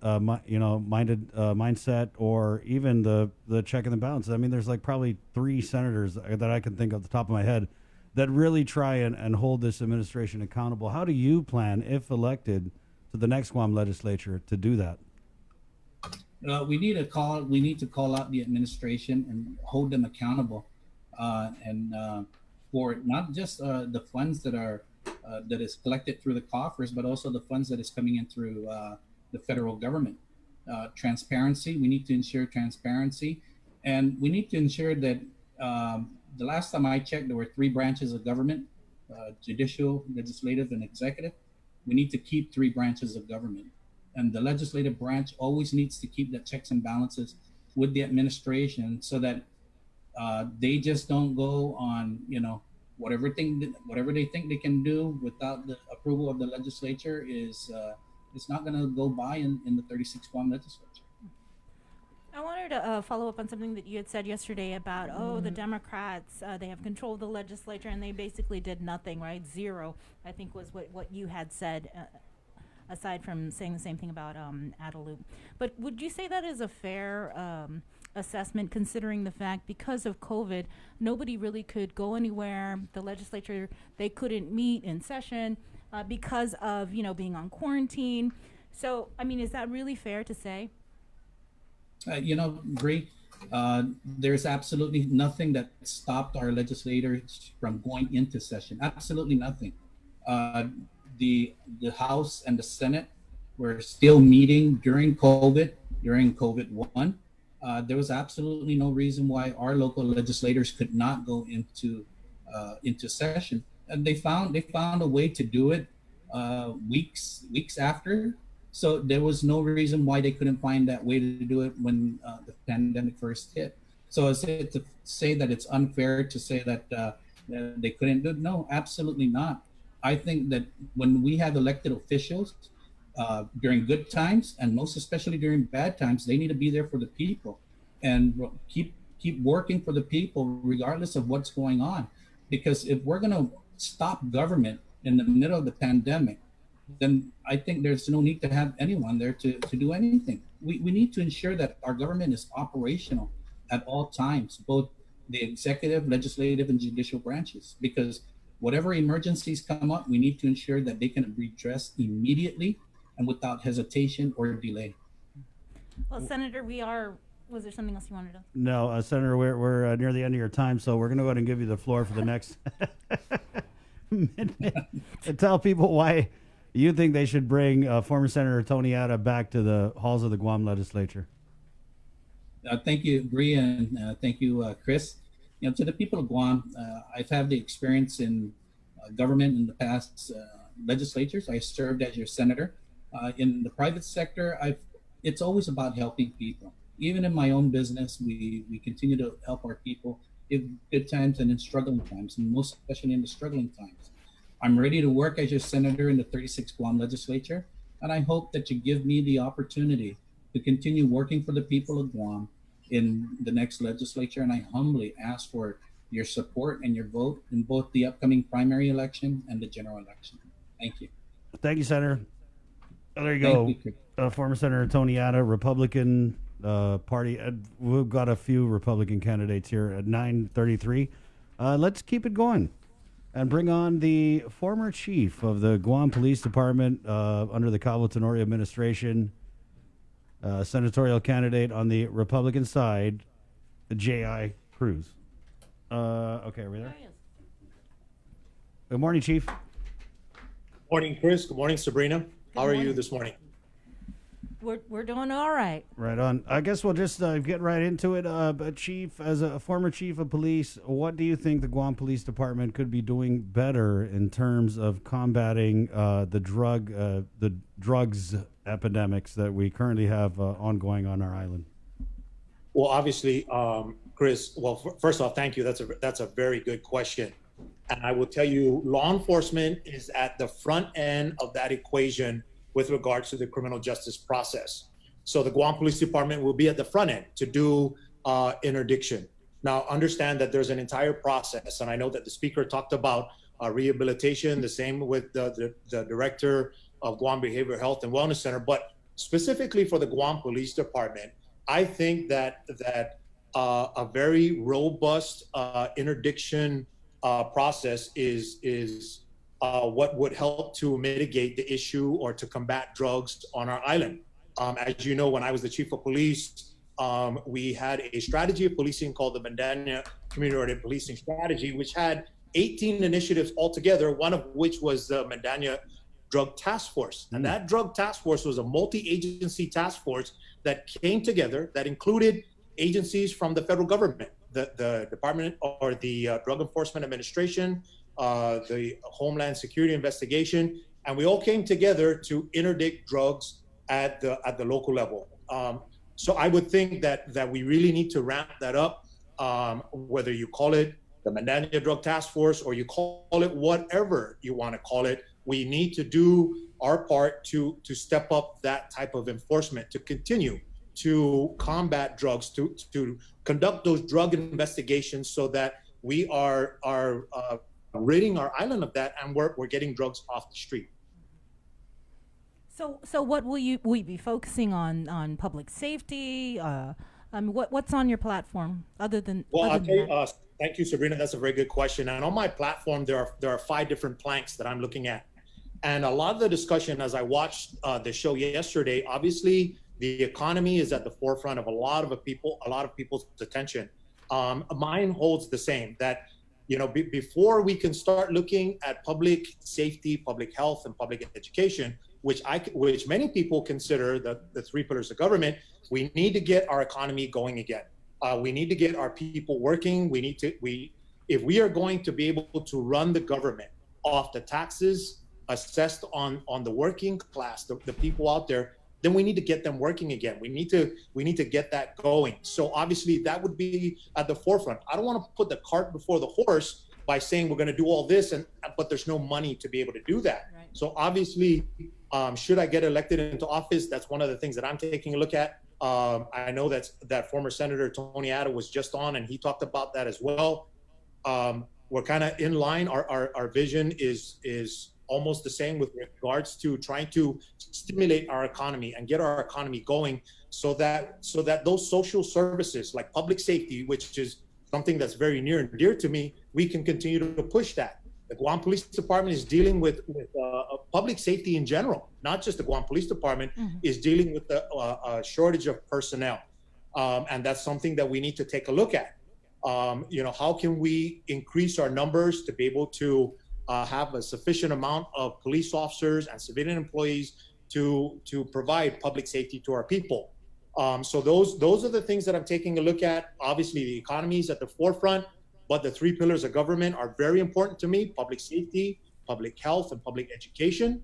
And then being a veteran, a retiree out of the United States Army, and having served in the United States Marine Corps, I'm also looking to see what I can do to help our veterans, because we all know that per capita, Guam has more people who serve in our military, in the United States military, and more people who go off to theaters of combat operation who come back and they deal with issues. And I've had a lot of conversations with a lot of our veterans, so that's something that I'm looking to try and effectuate to help our veterans as well. So those are the things that I'm looking at on my platform: our economy, growing our economy, public safety, public health from a behavioral health standpoint.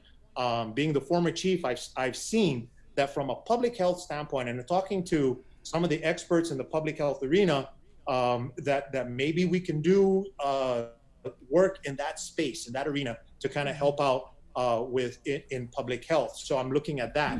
I'm looking at a vulnerable population when it comes to public health. Our children, our ifamagonta, our children, imanamku, our elderly, and trying to help those folks. And then those that are disabled, trying to help those. So it's the vulnerable population that I'm looking to try and help on the public health side of the house. On the public education side of the house, in talking with some of the experts in public education and talking to some of the folks at GDOE, you know, some of the conversations we had involved or circled around policy that develops the better student. And that was the buzz phrase that was used, that considers trauma-informed schools and youth outreach. And that's something that we did in the Guam Police Department under our Medania Community Policing Strategy, to try and build that so that we can build also some school safety partnerships. So for those three pillars, that's what I'm taking a look at. And then with regards to Veterans Affairs, again, you know, one of the things that our veterans are crying out for is better facilities here. And I think that what needs to kick that off is some kind of a registry, so that the Department of Veterans Affairs, which is a federal government entity, understands that we have a lot of veterans, and we have a lot of veterans that need help. So in that space, I look to introduce or support legislation that pushes that forward, that allows the GovGuam veterans, the Office of Veterans Affairs, working with the Department of Veterans Affairs, which is a federal government entity. So that is what my platform is built on, Chris and Sabrina, and that's what I look to take into the legislature should the people of Guam elect me into office. Right, Chief. You know, it's obvious. Every time I get on Instagram, you're just like flooding my feed, because you're practically everywhere, meeting with different people. And you had said that you were talking with experts in different agencies in different areas. But what about, you know, you heading out on the street? What are people telling you? What are they wanting to see? What kind of changes do they want from our government? And what are you going to do? Being the former chief, Serena, a lot of people come and talk to me about public safety. I think that it's because that's what they feel comfortable about. Public safety and veteran affairs are the two big things that a lot of our people have been just coming up to me and talking to me about. What can we do? You know, the idea, the whole idea that our streets are flooded with drugs, crystal methamphetamine. You know, I get spoken to a lot. Chief, what can you, if you make it into office, what can you do to help us out with that? You know, what can you do to help out interdiction at the border, at the airport, the seaport, and the post office? What can we do to strengthen that so that we prevent the drugs from getting into the streets, so that the police officers are not spinning their wheels at 100 miles an hour trying to interdict it at that level? So those are the conversations I have. And a lot of people still call me up, Chief, who do I need to go to? Because you know what? I really feel like there's drug activity next door or across the street from me. And I would point them in the direction of the Guam Police Department and the section that they can talk to. But that's a lot of the conversation. And again, the veterans, I talk to a lot of veterans. Yeah. So that's a lot of what I'm hearing from the people. And again, it's I'm thinking that it's because of my position as the former chief of police. Right. They're looking at me to what can I do from a public safety perspective to help our people. I think they're looking at you not just because you're the former chief, but I know you know, and you went and you did some of these public safety town halls with Senator Jim Moylan. But before the COVID, and we'll go back to the machete attack incident, we had all these public safety meetings. We were going to do all these different things. COVID hit. Everyone was locked down. We didn't see, I mean, pretty much zero crime for, 2 months. Okay, now we're right back where we started from. So public safety, I feel like, is an issue that was really neglected by this last legislature. And I think that's why people are looking at you, is because public safety, first thing they do is dismantle the Mandania Drug Task Force. So I think people just don't feel safe. And this is something, it was common knowledge before the COVID. And, I'm not happy that we're back to normal, we're back to getting robbed, and we're back to doing drug busts and stuff. But I think that, they kind of took a back burner. So what are some of the key things that we really need to do to address the rampant crime that, was bad before COVID and is only going to get worse now that we're transitioning? These guys are bold. I mean, committing crimes. There's no fear. There's no fear. Thoughts of fear. Chris and Sabrina, I wholeheartedly agree. And I think that that issue of crime is a multifaceted problem that we have to address. And in my honest and humble opinion, Chris, I really think that it goes back to that saying, it takes the whole community has to come together. In my opinion, and when I was the chief of police, that was the strategy that we employed, the whole of the community concept. And what that means is the Guam Police Department needs to get into that community and understand truly what the issues are. Pre-COVID, post-COVID, understand what the issues are and go out there and address that. If we don't make this a problem that the entire community gets involved in, then we will take baby steps going forward.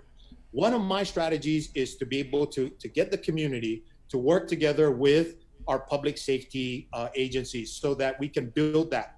Because the public safety agencies themselves can't do it by themselves.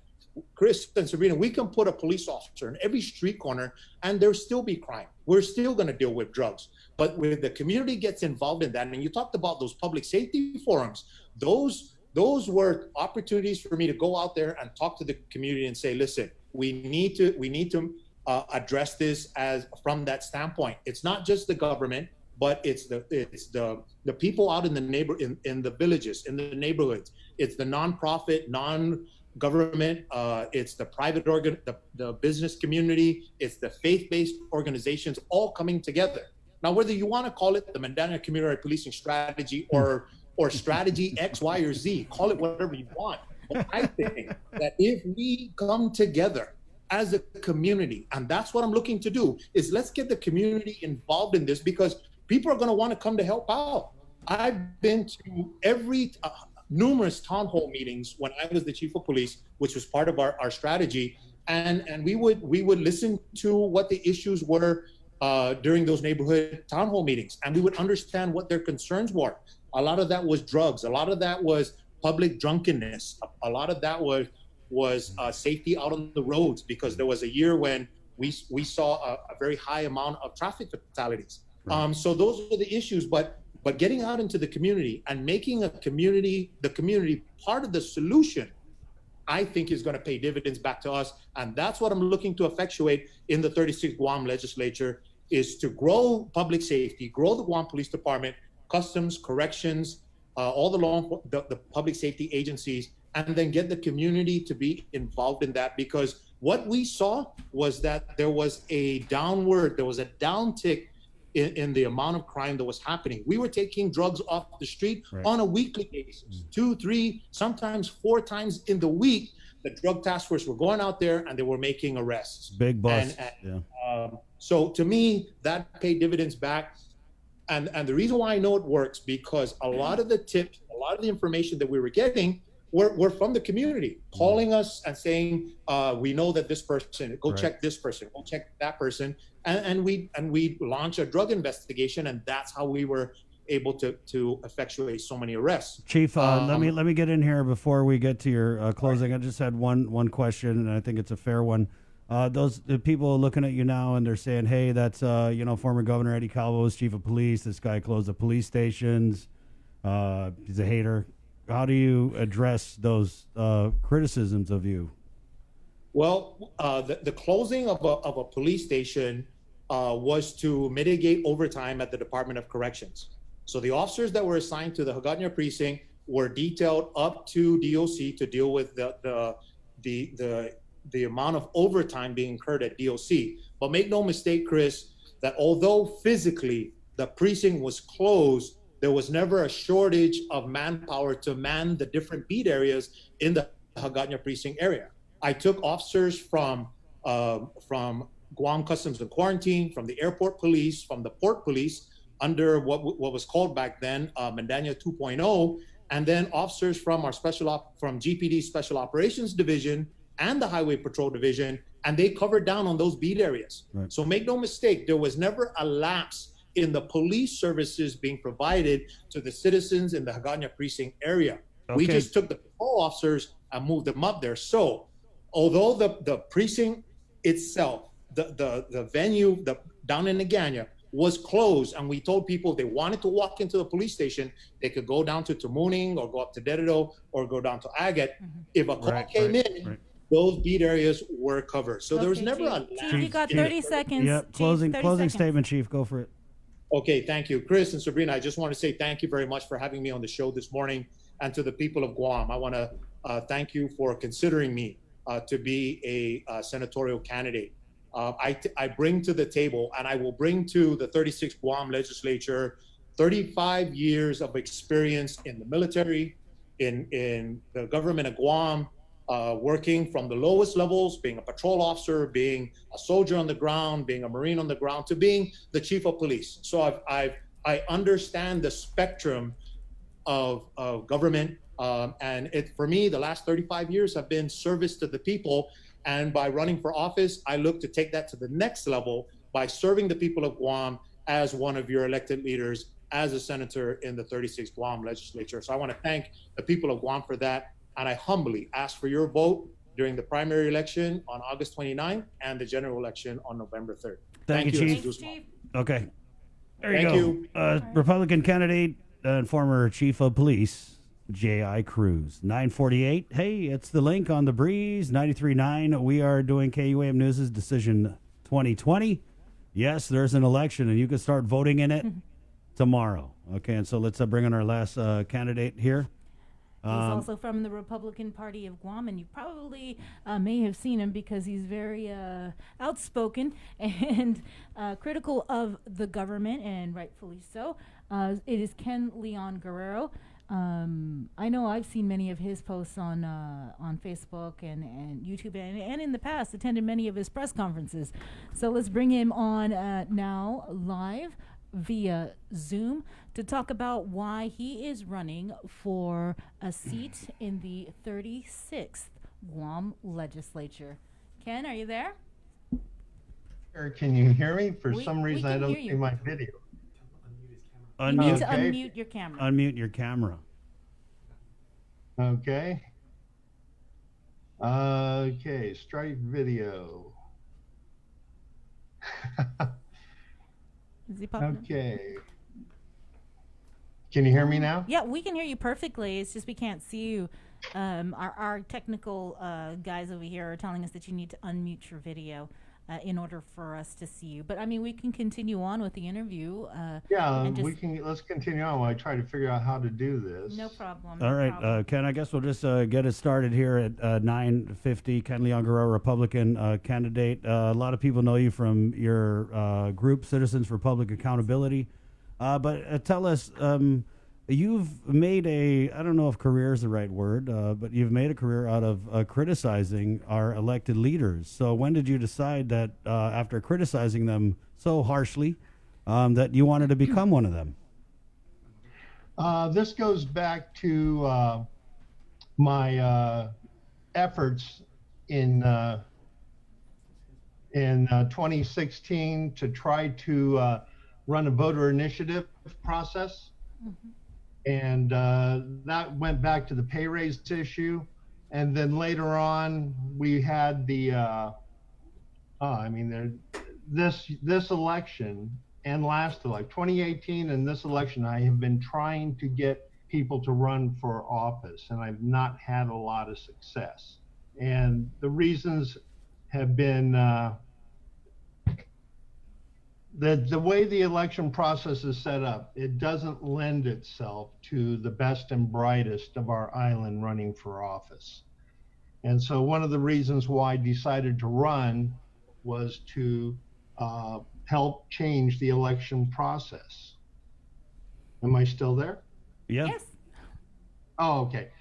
Yeah, I don't know why the camera's not showing, but anyway, so that was why I decided to run for office, because until we reform the election process, we're not going to get very many people to run for office. As we're seeing, everybody talks about how come it's the same people over and over again. Well, the reason why we have the same people over and over again is that's the way the system is set up, so that only unless you're a politically well-connected insider and you paid your dues, you're not going to be encouraged or supported in running for office. So that's Is that really accurate, Ken, though? Because I mean, the last election, we had a bunch of people who weren't necessarily well-connected political insiders to run for office.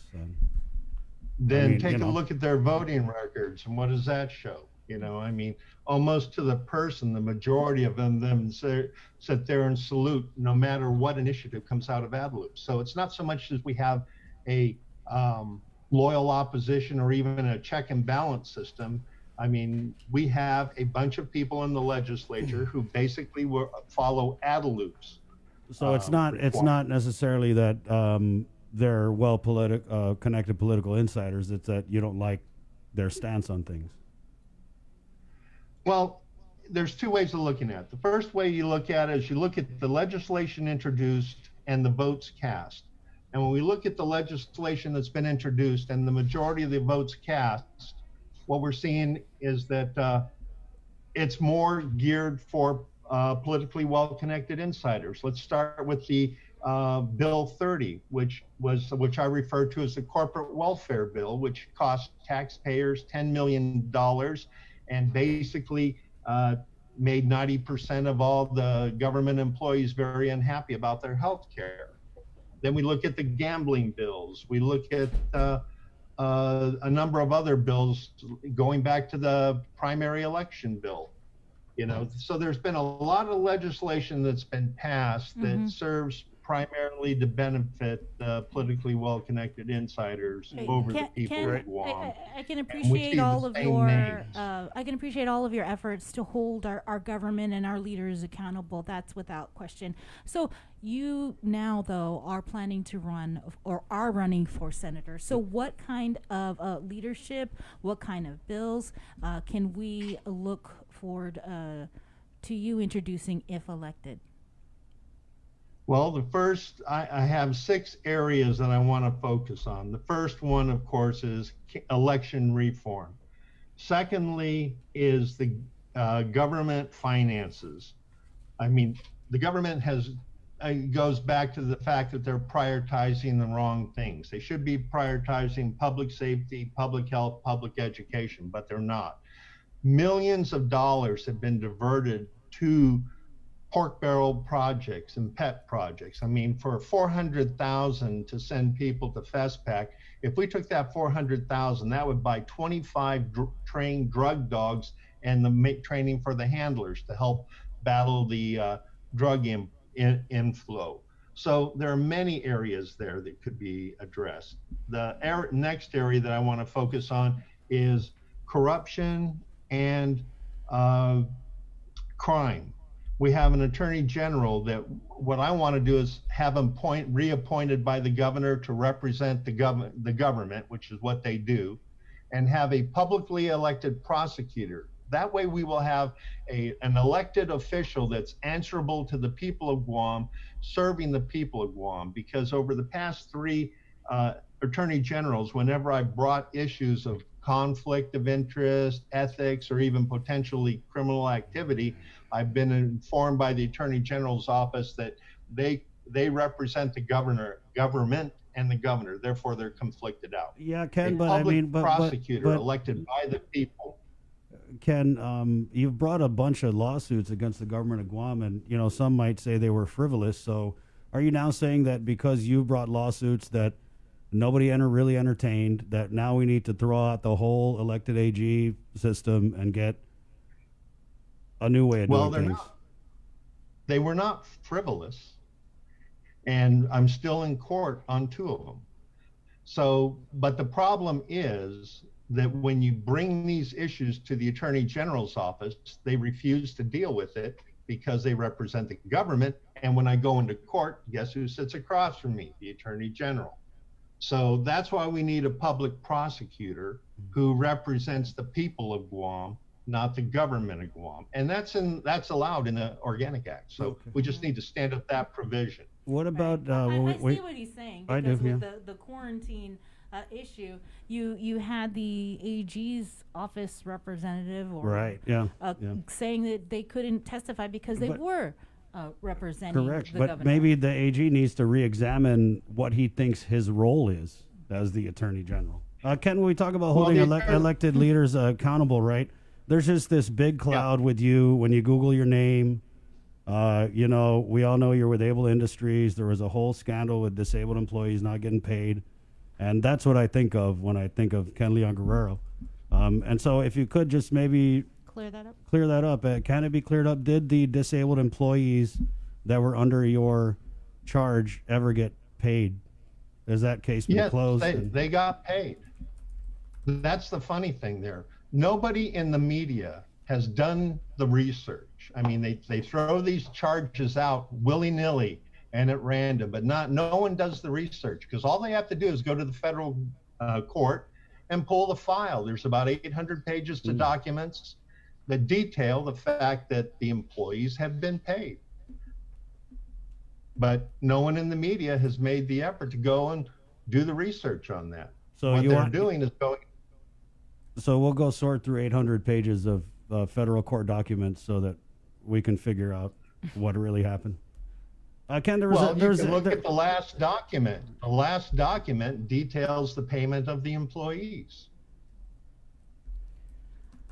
Okay, so you paid the employees. Okay, you said election reform.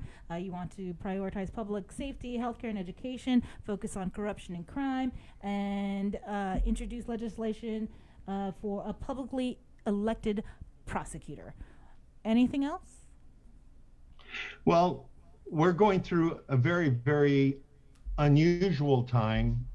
And I mean, if you think back 6 months ago, if you walked into a bank with a mask on, security would have you arrested. Now you walk into a bank without a mask, they kick you out.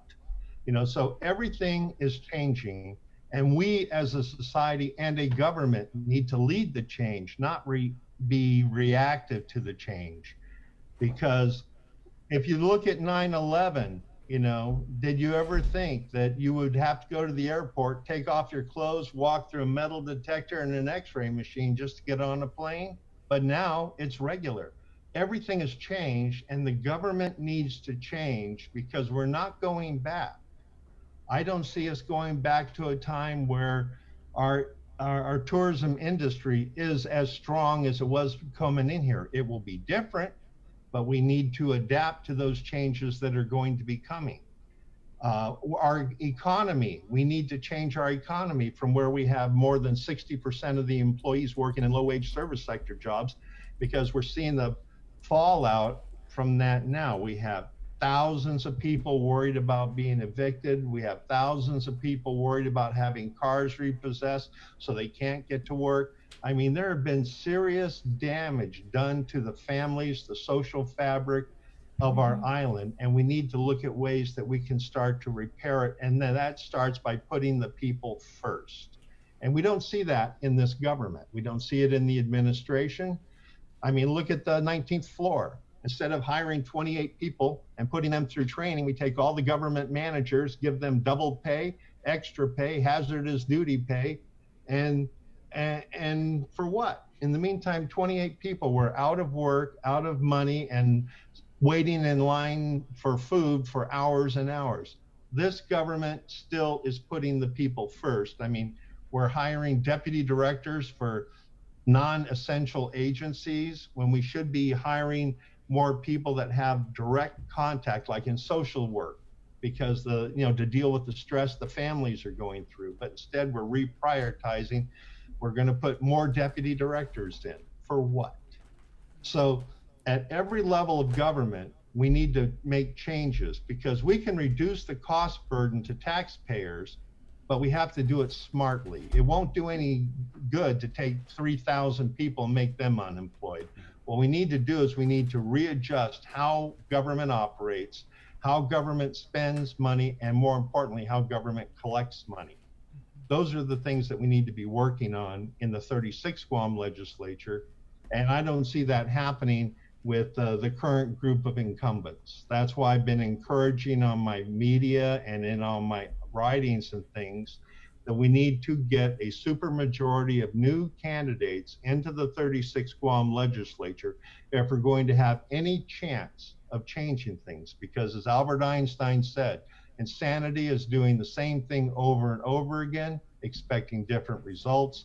Re-electing the same people over and over again is insanity. Ken, So we've got there 30, are a few people. 30 seconds. I don't know if that was your closing, but did you want to close? Why should people elect Ken Leon Guerrero, Republican, to a seat in the 36th?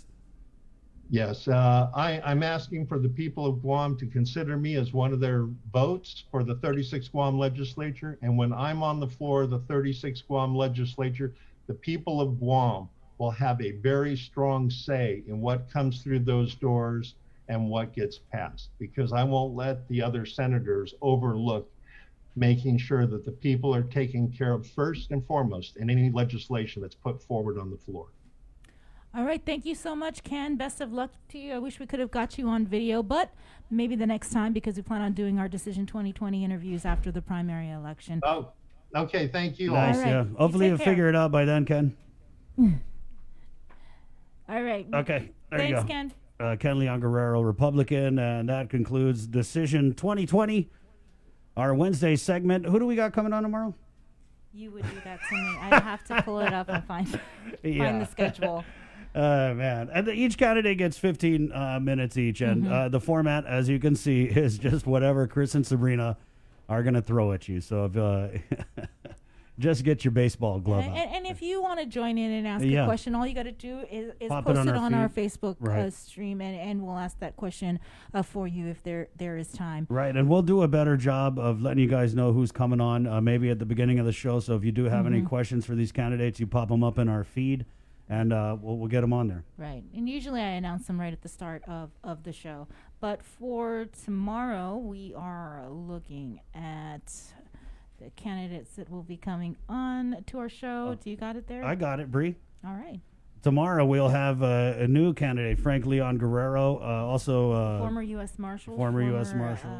Police major. Yeah, former Superior Court, head of the Superior Court Marshals. Correct. On the Republican side, we have former Senator Chris Duenas. On the Democrat side, we have Fred Berdalio Jr., former Chief of Police. And on the Republican side, my prima, Sandra Regis Seau. That's tomorrow on Decision 2020. Yep. Oh, you want your phone? Sorry. Hey, let's shout it out to our digital team here. Ken St. Nicholas, Joe Sir, and of course, Jason Salas. Thank you, guys. There's a lot of stuff going on. Not really behind. It's more in front of the scene. Well, Jason's usually always dancing like he is right now, but... Yeah. We need to get a Jason cam just so we can throw to... When I brain fart and forget, or just throw to the Jason cam and he's doing his, hey, what's your TikTok? What's your TikTok? It's private. It doesn't matter. Oh, darn it. Okay, so. Well, really, thank you, everybody, for joining us this morning. And it's all been proudly brought to you by Calvo Enterprises, Ambrose Inc., and ITNE at 10:06. We're KUAM-FM. Agatnia, this is The Breeze. 93.9 for Sabrina Salas, Matt Tanani. My name is Chris. Adios. In this time of change, there is one...